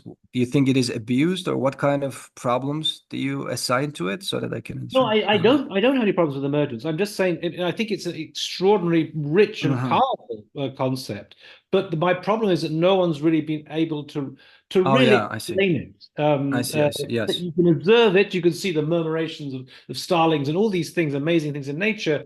But everyone's struggled to really explain it. Right. And I think that would be my yeah. I mean, we are talking about an individual who died very early, and he died very early before he. There's a very beautiful and very sad moment in which one of his friends in the private letters asks him about a question about physics, and he talks about it a little bit, and then he says, "There's a future physical treatise that I will write, right? And I will explain all of them there." But then he dies in his 40s, I think 45. And he dies because of the lens, Neil, which is ironic and beautiful at the same time, because grounding them and inhaling it, right, leads him to his death. So it is, in that sense, like a martyr of philosophy and science. In that sense, it is also beautiful.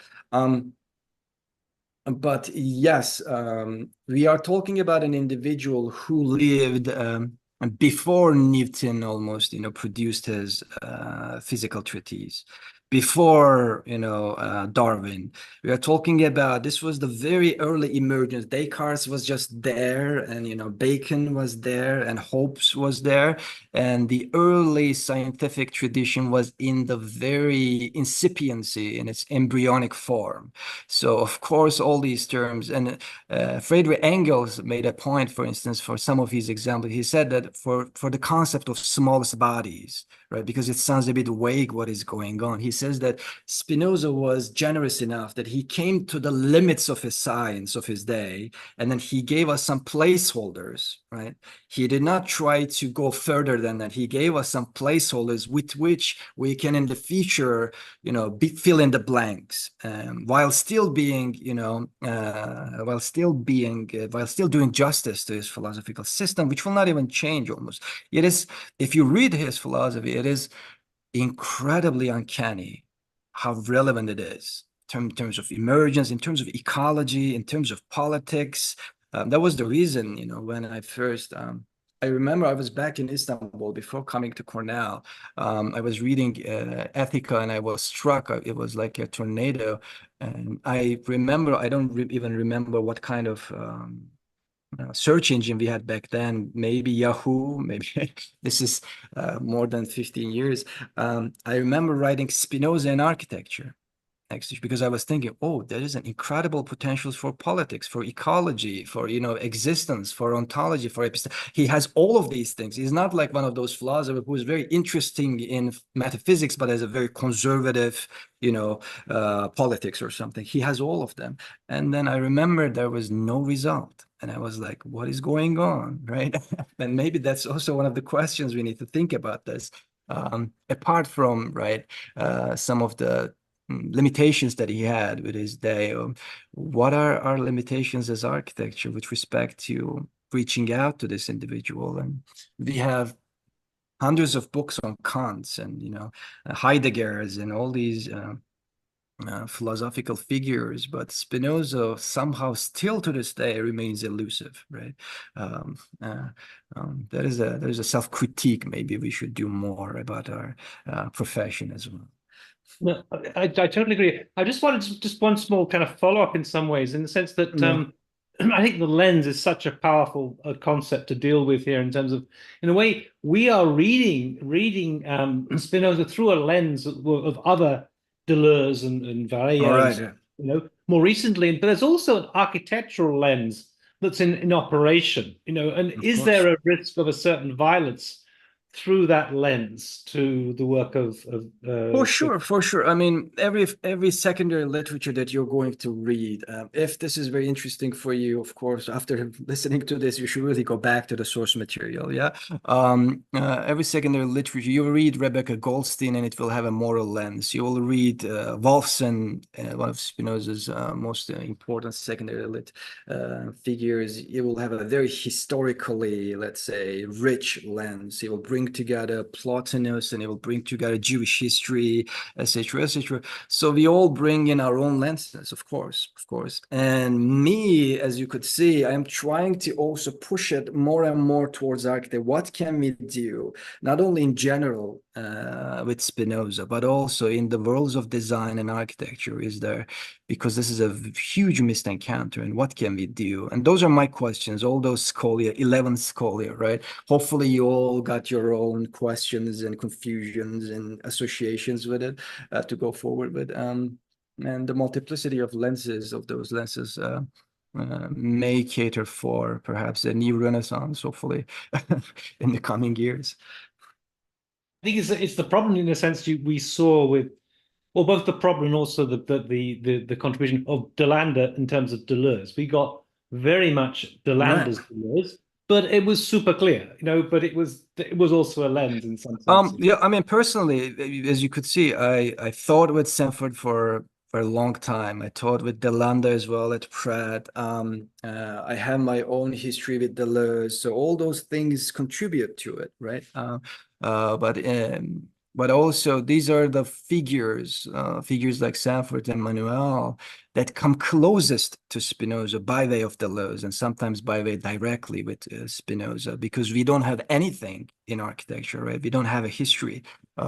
So it is. I'm honored if you found traces of those, rather than, you know, finding as a problem for myself. But yeah.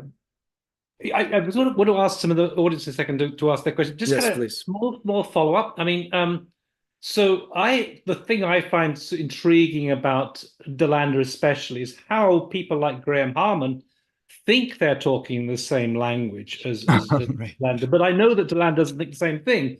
Yeah. So how would you position Triple O against this kind of Spinoza view of the world? Right. This is the new materialism, or whatever you call it, of Delander. Right. Well, yeah, I read that book between them. They did that talk at Pratt, you know, Harman and Manuel. I think there are superficial similarities, but in the fundamental way of things, they're very, very different. To give you a very, very short summary, from what I understand in Graham Harman's system, objects precede any relationships, right? So it is as though you have a very atomist, almost like a Lucretian system, in which there are these different atoms which secondarily relate to each other. So all forms of ethics, aesthetics, politics, they all arrive afterwards as a second thought. And that's why there will be some, you know, let's say for them, some potentials for, if you're suspicious about this movie, or some problems at that very beginning gesture. Whereas, as I could talk more about in Spinoza, and this is, you know, this is very unique to him. This is what Deleuze got from him, and entirely built his system and updated his system on that, which is there is an underlying continuum, right? And that underlying continuum, I will give you the word, Sanford. Give me 1 second. There is an underlying continuum, which then condenses and then becomes, with its agitations, these overlying the individuals.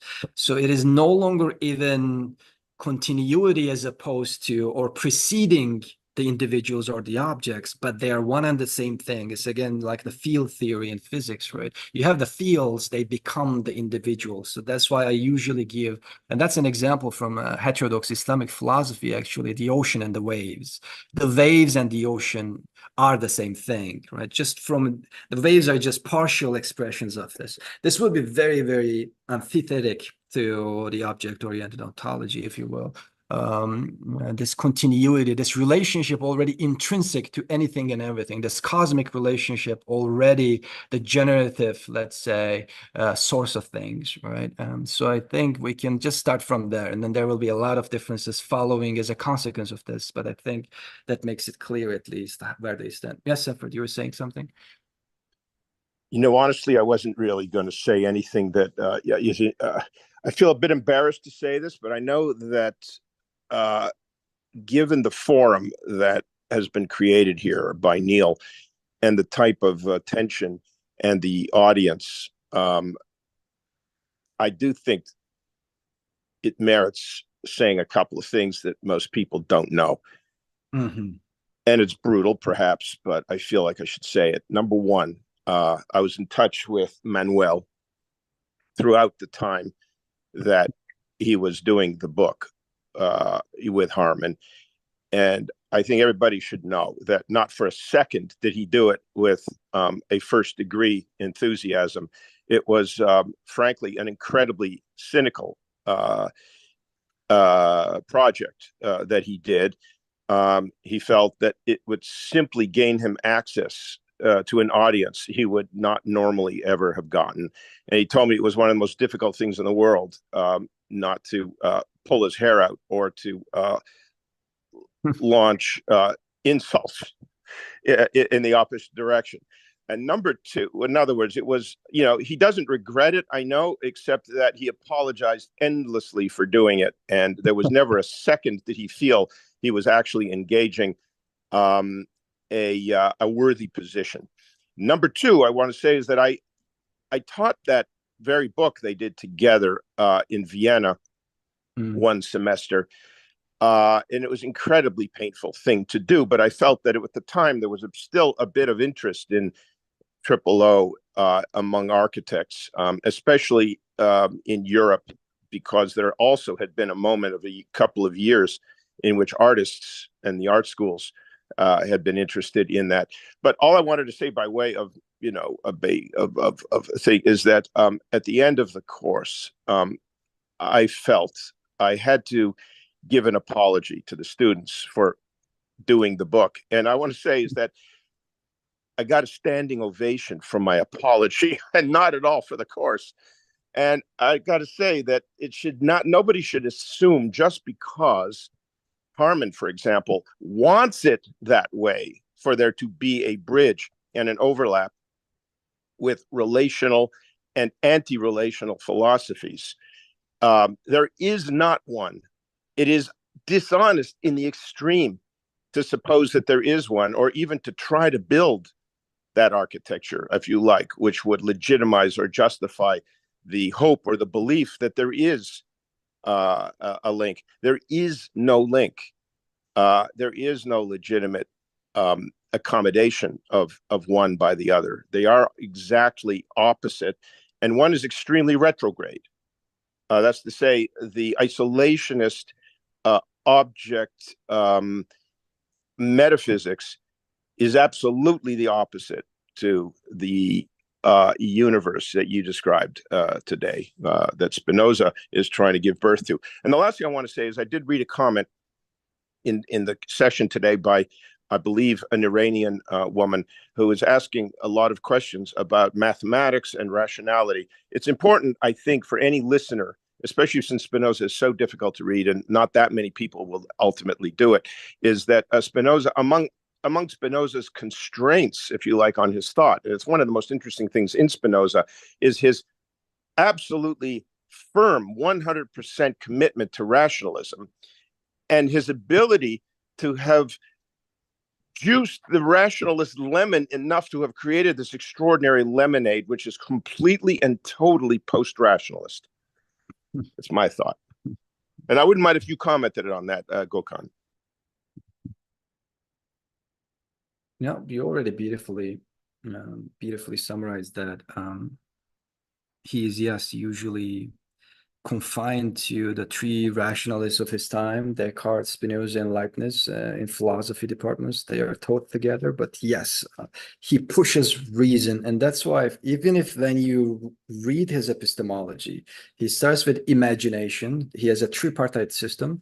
He moves on to reason, and the reason is the one in which you will find those commonalities. For instance, swimming, right? For him, he doesn't mean reason as though some kind of you go back to your ivory tower and think about mathematics and geometry only, right?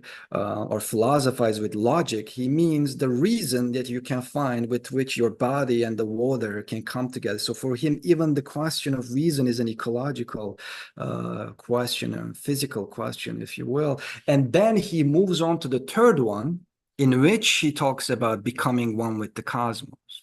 And the third one is intuition.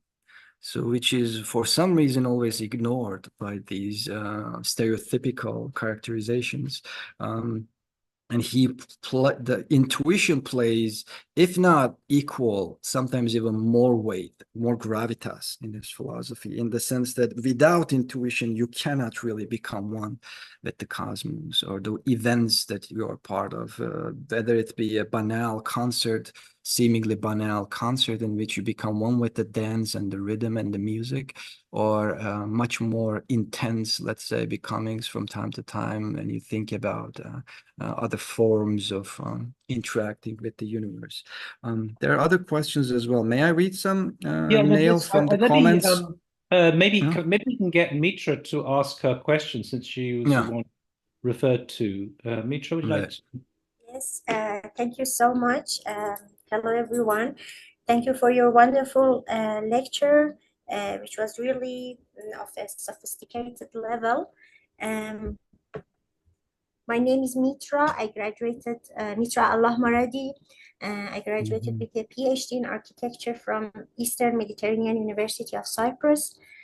I have two questions. One of them is, did Spinoza criticize the use of mathematics and measurements in understanding the nature, while he stated his point of view, or his view that all things must be understood to follow from the law of the nature.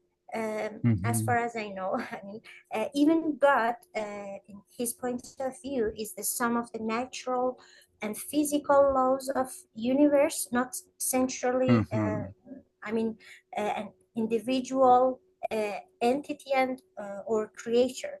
And while nature seems to organize itself according to mathematical laws, so why was he critical of the use of the math?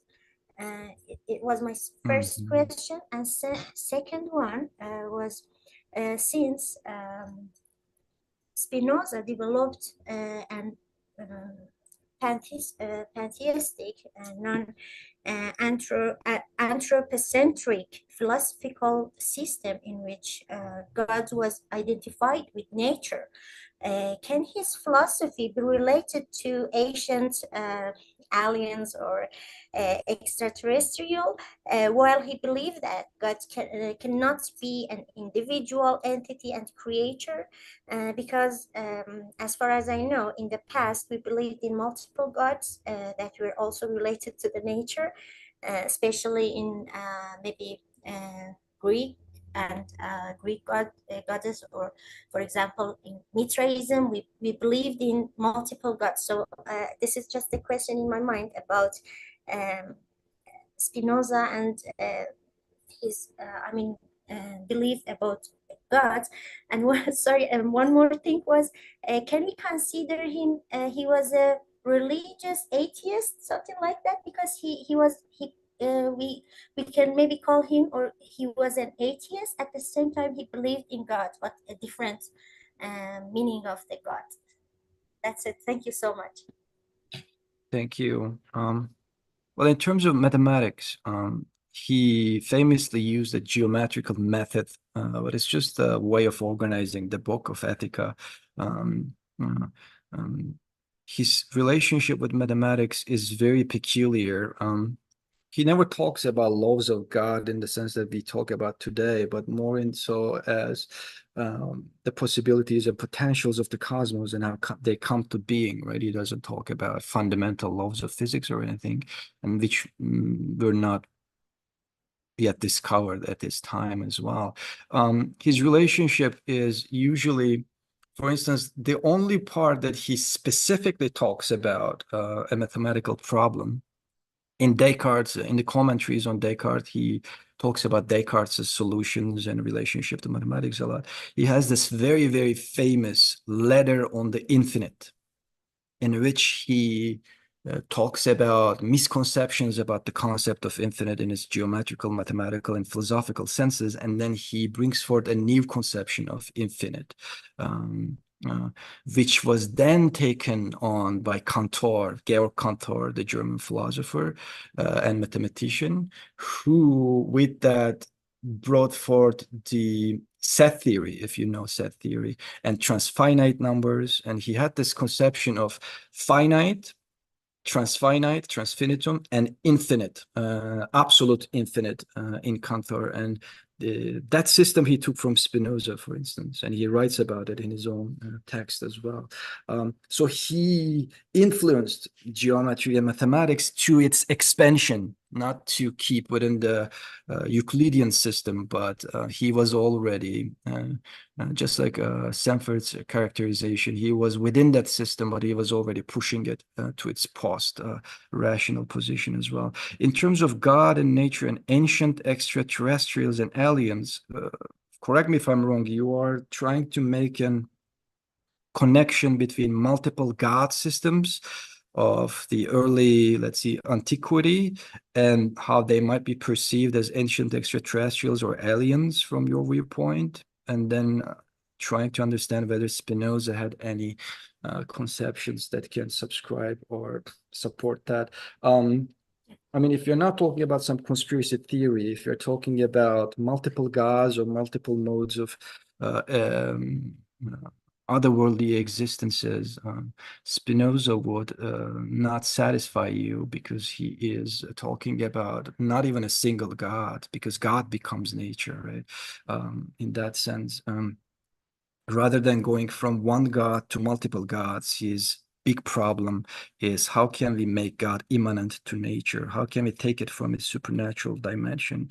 And how can we make it the very richness, the very dizzying generativity of this cosmos? How can we recall that God? And in terms of religious atheism, there have been so many in his reception. Both poles exist. That's also what makes Spinoza interesting. Some people think, this is from Novellis, for instance, they call Spinoza a God-intoxicated man. It is as though he cannot talk about anything without mentioning God on one hand. And on the other hand, you saw some of the receptions of his philosophy. Everyone is talking about him being the most atheist, developing the most atheist position, or the most the position that is most antithetical to religion or spiritual systems. I mean, both terms are very, very charged, so I wouldn't be interested in going into that. But all I can say is, this is a system. He thinks that God is immanent to nature, right? And there are certain spiritual, let's say, traditions in heterodox Christianity, in heterodox Islam, where, for instance, El-Hallaj, you would know, right? El-Hallaj and Ibn Arabi, in which God is this universe, is this nature. So you are God. When El-Hallaj said, "En el-Haq, I am God," he doesn't mean he is the supernatural God, transcendent and extrinsic to this world. He means, insofar as God is this universe, the creative powers of this universe, and it runs through me as well, hence I am God. So in that tradition, you can find, in Taoism, we are recently discovering more and more very interesting indigenous cosmovisions, right? In which everything becomes sacred by way of their connectivity. So you can find that footing there. But whether you're going to call that religious, spiritualist, atheist, that is up to you. It is desacralizing of a transcendent dimension for sure, but also you can say it is sacralizing, right? It is enchanting everything that exists in this universe at the same time. So it sounds, yes, as usual as Spinoza, it sounds contradictory at first, but it's a beautiful third position, both to the religious and the atheist positions, if you will. That was a beautiful explanation, a beautiful response. We've got two questions in the chat. I hope you're too popular, Gökhan, but so hope you're okay for those two more questions. I'm good. I'm good. Good, great. Ram, would you like to ask your question? Thank you. Yes, please. So thank you for your nice presentation. I really enjoyed to listen to that. And I'm Ran. I'm from TU Delft. I'm currently doing PhD there. And I have a question which is related to, as I type it in the chat box, like I feel when you talked about the Spinoza's understanding of human and nature, it's just give me beeping tones in my head, like it shows lots of similarity with lots of, for example, Chinese philosopher like Lao Tzu or Zhuangzi, like Taoism. They also talk a little bit about the nature and the culture. And my question is, like, I feel struggle to position myself when I talk about, say, for example, when I use this kind of idea to understand the Chinese traditional architecture, for example, garden, say, I don't really want to use Spinoza as for example, language to talk to Western people. Like I also struggle with how I position like Spinoza and the Chinese body of philosophy, which is showing that their understanding of nature. So yeah, that was would be my question. Like, how are we going to position for non-Western scholars or architects? How are we going to position ourselves, associated with Spinoza? Thank you. Very beautiful question. Yes, brings in the question of the Western and non-Western. Now, this was a lecture on specifically on Spinoza. When I usually do lectures, I tend to bring all these different thinkers together as well. So I have this very intricate system that I have been working on for decades, I can say now, in which there are different trajectories, one of which is the conventional, for instance, transcendence-driven, hierarchy-driven Western, but you can also find it in other traditions. For instance, in Islam, in Orthodox Islam, you can find those.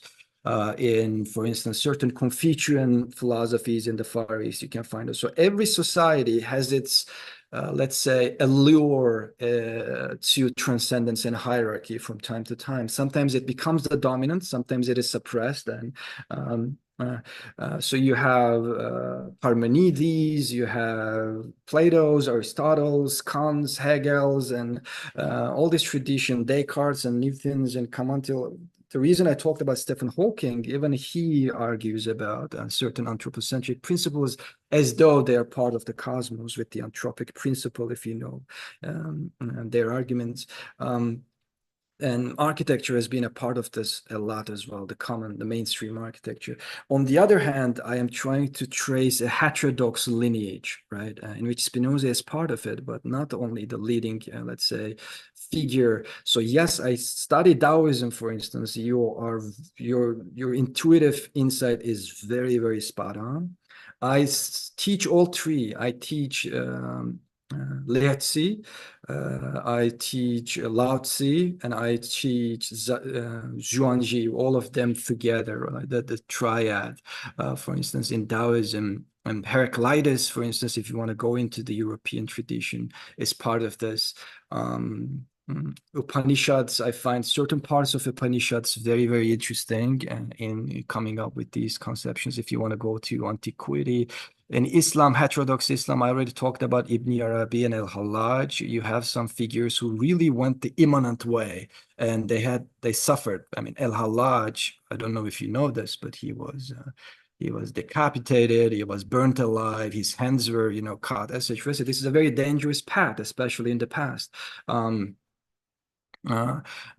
And then you come to, more modern philosophies in which you can find the likes of Alfred North Whitehead. So the most popular, perhaps in architectural schools, the thinkers like Gilles Deleuze in the last 30, 40 years attaches himself to this tradition as well. So lately I was talking about cosmovisions of the indigeneity in Amazonian, let's say, philosophies. You can find this very, very interesting conception of the forest and becoming one with the forest that is being studied in the last 20, 30 years. For instance, Ailton Krenak is a name you can trace in terms of an indigenous voice talking about this kind of approach to the question of existence. So you need to, I mean, I wouldn't be able to talk about how you can navigate that space, but my way of navigating it is to bring together this puzzle, which is not given to us. You cannot really find a book in which all of these figures are taught and studied together. You can find a very linear Western hierarchy, transcendence-driven history, all these figures, but the other one we need to construct ourselves, unfortunately. That is what I'm trying to do. And Spinoza is very crucial in there. But also all these other philosophers. And hopefully you can, I mean, Taoism is such a beautiful philosophical system. So hopefully you can find your voice within that as well. We have another question in the chat from Vasco. Vasco, is it quiet there? Can you read it out or no, you can't. Okay, let me read it out. And you'll see it in the chat. Okay. How does Spinoza's philosophy challenge hierarchical structures within architecture, such as the prioritization of form over matter or humans over non-humans? Good question. Right. Beautiful question. So form, matter, an Aristotelian dichotomy and hierarchy, right? In which form is the generative component and matter is this passive inner thing which needs some kind of molding and shaping from the outside. Again, you can see, I didn't go into Aristotle, but it is similar to Plato in the sense that there is this hierarchical superior generative agency, which is form, right? And architecture has been in that line for a very long time, very formalist driven, if you will, yeah? And matter is this, chaotic, Play-Doh-like thing which just awaits for some kind of command from the outside. Whereas with Spinoza, as you could see, anything and everything in the cosmos, any kind of material composition is already agentive. Right? So it doesn't really need that external composition. So form-matter relationship is no longer this kind of transcendent hierarchical relationship, one charged with activity and generativity, one with passivity, right? Whereas now it becomes a dance, just like the dance of substance and modalities. It becomes a dance in which they have different, if you will, roles, but it is no longer a hierarchical setup. And in terms of humans over non-humans, well, it is not an anthropocentric system, right? It is a cosmocentric system in which you no longer have, and that is one of Spinoza's strengths. Because all the moderns that were coming at the time that were going against the Christian doctrine or the Jewish doctrine, the religious doctrines, the scholastic modes of thinking, let's say Descartes and Hobbes and Bacon's, Spinoza saw that they were not really instigating a revolution as is usually studied and taught at, let's say, humanities schools, right? But they were instigating a coup d'etat, in the sense that they were removing God from the throne so that we can put ourselves on that throne, right? It was a change of God to the human kind of approach, no longer theocentric, but now anthropocentric, let's say, worldview. Whereas for Spinoza, humans and non-humans are, their relationship is no longer hierarchical in that sense, yes. There are different complexities, there are different singularities involved, and certain capacities you can do very well, certain they can do very well. So you no longer have that neither oppositional nor hierarchical relationship. So he would be a very important source if you're interested in these two topics to be able to channel into your own, let's say, repertoire, to challenge them and come up with new ideas about. We got 2 more questions disappeared in the chat. I don't know how you're doing, Gökhan. You're a victim of your own success. We've got Michal Justus got one, and Gustavo one. Michal, do you want to ask yours quickly? Yeah. Yes, for sure. Thank you, Neil. Thank you, Gökhan, for this fantastic lecture. This was really wonderful, inspiring. I will watch this several times over. Thank you also, Sanford, for your comments. I remember we touched upon this issue of technology last year, and this was also great. Well, let me see where I'm going with this. I was reminded during your lecture that Rosie Braidotti once said that she thought that if Spinoza was alive today, he would be a programmer, like a coder or like an AI researcher. So I was thinking about Spinoza in a sense as like let's say, a philosopher of alignment in that way, and relating to this current sort of discourse of AI alignment, which I think that actually Spinoza is very informative from that perspective. And yeah, I guess for me, I suppose that from that perspective also, like when Simondon said that there is no robot, and I think there is no robot for Spinoza either, right? There cannot be, in a sense, I think a robot in Spinoza's framework.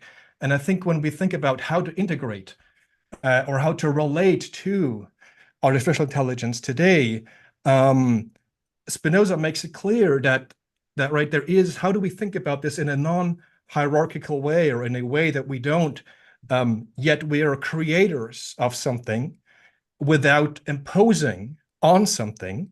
And I was wondering if you had any thoughts, Gökhan, in that regard. Thank you so much. This was a beautiful, fantastic lecture. Thank you. Yeah, I mean, I will just add a footnote to Rosie Brairotti's update. Insofar as he's perceived as a hacker, right? Maybe I can go along with that rather than, let's say, a Silicon Valley entrepreneur sitting in his desk like an Elon Musk type. I cannot envision him in that way, unfortunately. So in that sense, yes, subverting the system through ways of different modalities of technology that we have today in programming and artificial intelligence might be interesting. Now, the question of robots or androids, I'm teaching a course, an elective this semester at Pratt called World Building at the intersection of philosophy, architecture, and fiction, in which I had a class on Philip K. Dick and Blade Runner, right? In which I first talk about his own. He has a book called Philosophical, Comments or Letters or something like that, in which he has these interviews and everything, and he talks about his own biography, and he talks about his influences, and he talks about Spinoza again and again and again. And the beauty, if you remember the original Blade Runner, not Villeneuve's new one, but Ridley Scott's, and the very book, Du Android's Dream of Electronic Ship, right? The problems there are that now the Earth has this catastrophic event. We have really damaged the Earth so much that everywhere become a wasteland. Our relationship with animals and plants, we almost obliterated them all. And now we created the robots and the androids. And we are still trying to create this enslavement, let's say, scheme in which there's a corporate structure and they are still trying to do whatever we want them to do. And if they are trying to come up with their own agency and voice that they also are beings, right, on par with us, we kill them, right? We terminate them. That's the entire sub-story there in that sense. And if you remember that beautiful moment in the movie, which is not part of the book, Rain, the Tears in Rain monologue. Do you remember that very final moment where the antagonist, the final android, is just giving this speech after saving the human, right? And says, you need to see through my eyes. I see all this beauty and I see all these things. And so in a sense, the point of the book is that the androids are alive as well, or can be alive as well, right, on equal grounds. Now, again, this is a beautiful and hopeful point, but remember Sanford's immediate critical gaze about this, and also remember think about. I would ask you to think about the current scheme in which all these AI systems, the banality with which they are used, the reductive systems that they are aligned to,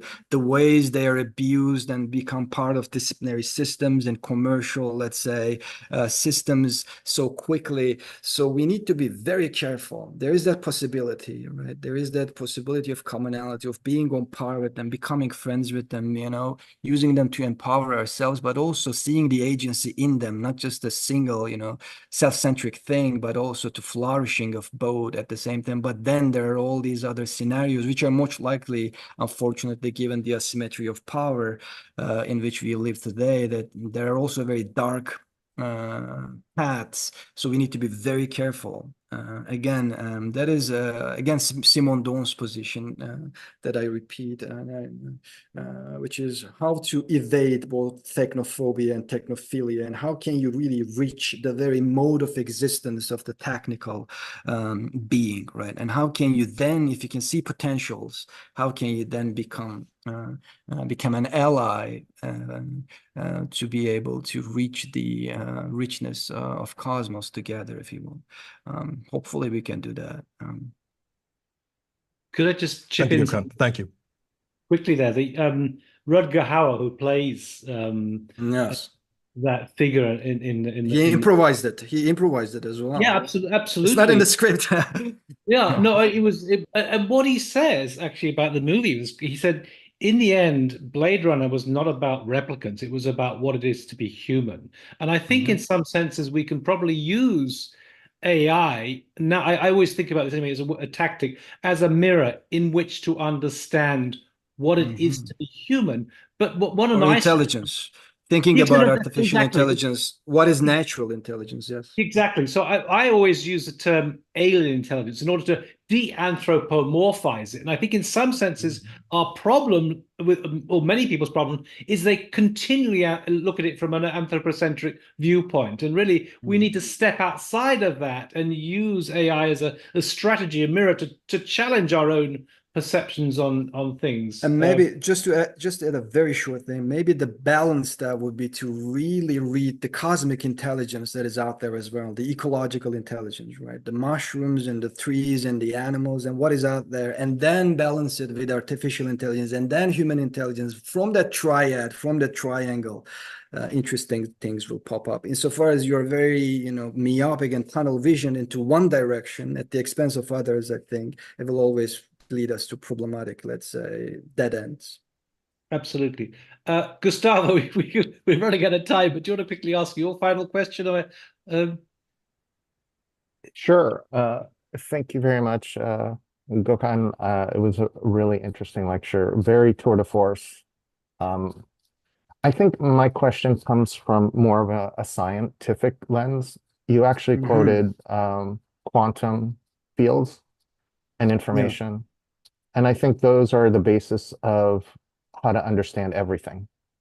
And we have Nobel laureates, I guess prize winners in physics here for string theory. So I think my question would be, we're going from an age from bit to qubit for a quantum computer. How do you see, I would say, Spinoza guiding us into understanding what it is to be a part of a continuum of everything in the cosmos? What a beautiful question. Thank you. Sorry, through a research lens. Oh, how can we do research with respect to this lens? Research as in scientific research, you mean, or design research? I would leave it open-ended to you. All right, I see. Well, the first part of the question is that I am trying to keep myself up to date with what is going on with the brain theories, with string theories, with different, candidates, right? Because there are so many right now, and none of them are really fully established. The ones that I find closer to Spinoza, I try to trace even further and deeper.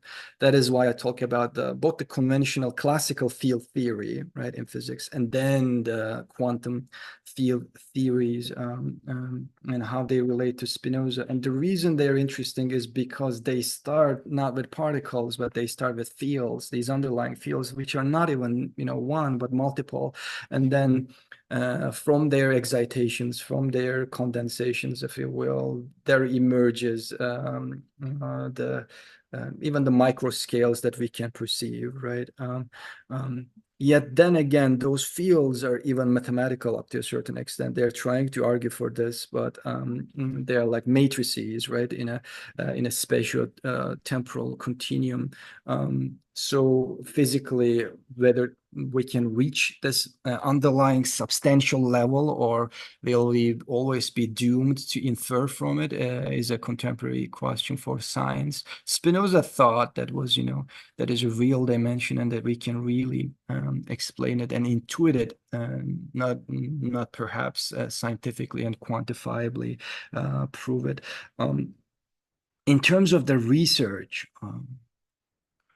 that's a very tricky question that I need to think about, because the research that I do for my own is not usually scientific research, but either philosophical or architectural or some kind of humanities-based research trajectories, in which Spinoza becomes one of the guiding, let's say, lenses with which I look at things and how they align with sometimes creative, very, very creative oppositions also are very rich as well. Yeah. Why do I say? Why am I saying this? Is that when I hear some of these physicists talk, there is a point where their math can't compute, their imaginations can't compute. So they leave it to the unknown, and they will not say if the unknown. They don't want to name the unknown as God, right?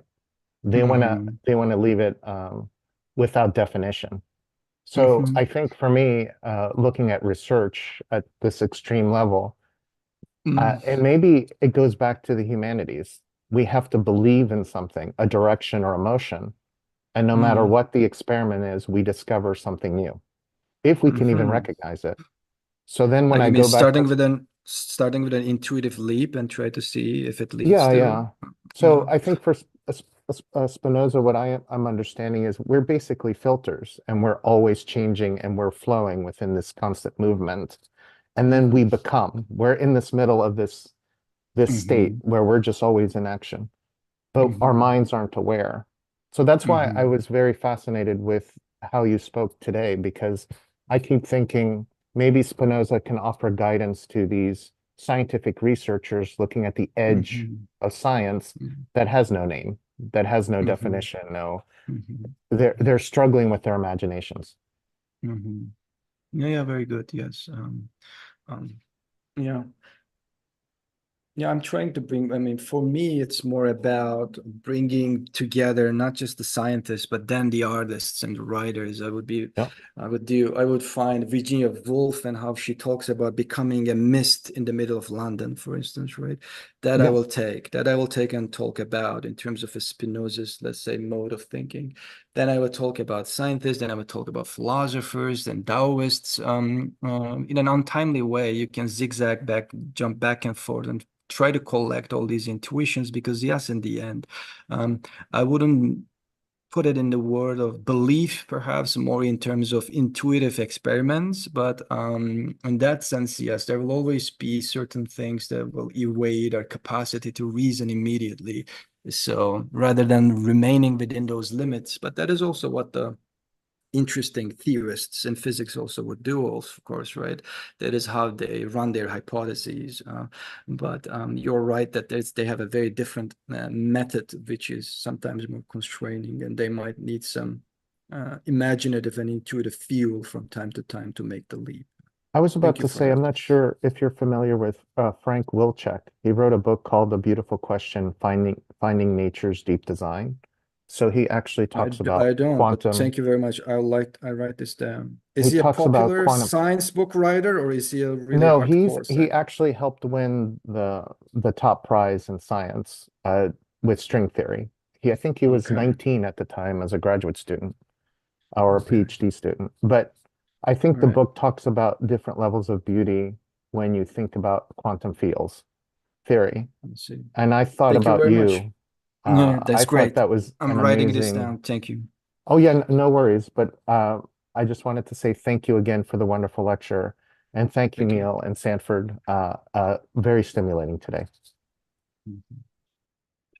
And thank you also, Michael, who was responsible for setting this whole thing up. And Gökhan, this has been amazing. I've never heard you before, but this is a real eye-opener. I think I'm always astonished by what comes out of Turkey, and you were you remind me of another polymath, Memo Acton, and I think there's an incredible possibility there, which I think we'd love to hear more from you and bring you onto a Digital Futures platform in more capacities, also possibly on our Turkish language channel, because we do have that as well. And and certainly I think there are many other things that we could think about, but it's fantastic to really get a glimpse of this. And the only thing I would say is that, a bit like Memo, I searched you on Amazon. Your book isn't out yet. There has to be. Yes. There has to be the book, right? And hopefully maybe a zone book. I don't know if Sanford was listening to that, but it really, this is what we need to see and to have out there. Push for, yeah. Such a beautiful contribution. I don't know how you're going to put a limit to it, because I don't know how you're going to put a limit to anything that we do. And indeed, putting a limit to our own session today is a big challenge, because it could proliferate everywhere, and hopefully it will continue in many other manifestations. But I just want to thank you. This has been such an incredible session, opening up so many ideas and connecting many of the previous ideas that we've been debating. I was thinking about Sanford's own discussion about Varela before, and all these discussions with Andy Clark and so on that's been happening, and the work that Andre's been doing on process-based philosophy. all of this kind of it becomes part of this beautiful picture. No, I'm saying beautiful is the wrong word, but incredibly useful and vital and important outlook. What an amazing session. Thank you so much. Thank you Thank to you all. for having me. Thank you. Well, please come again. And thank you to everyone here for the questions, and the team behind here who aren't even with us right now, but who'll be working behind this. There is a whole machinery there. This will be uploaded onto YouTube. Come back again, Gökhan. Maybe we can have a node in New York. We've got a Delft node, which has absolutely been terrific. We should for sure. About how we can proliferate this and really extend it, because it has such a rich potential for the whole community, not just architecture, but the whole kind of our whole academic community. Unbelievable. Thank you. Just to say, in 2 weeks' time, we don't have a session next week, but we have Vera Buhlmann, who's here with us today, who will be giving a session on Michel Serres, which we look forward to very much. Wow, fantastic. I'm going to go off on my surfboard and go and enjoy the ocean after your comments. Right. Just one becoming final becoming one with the ocean, right? Yeah, something that John Rackham once told me. I don't know if you noticed that Deleuze refers to surfing, right? And he refers to surfing because the surfers were fascinated by the concept of the fold. I think they maybe understood the fold, but there's something now. I shall now think about surfing in the concept of Spinoza too.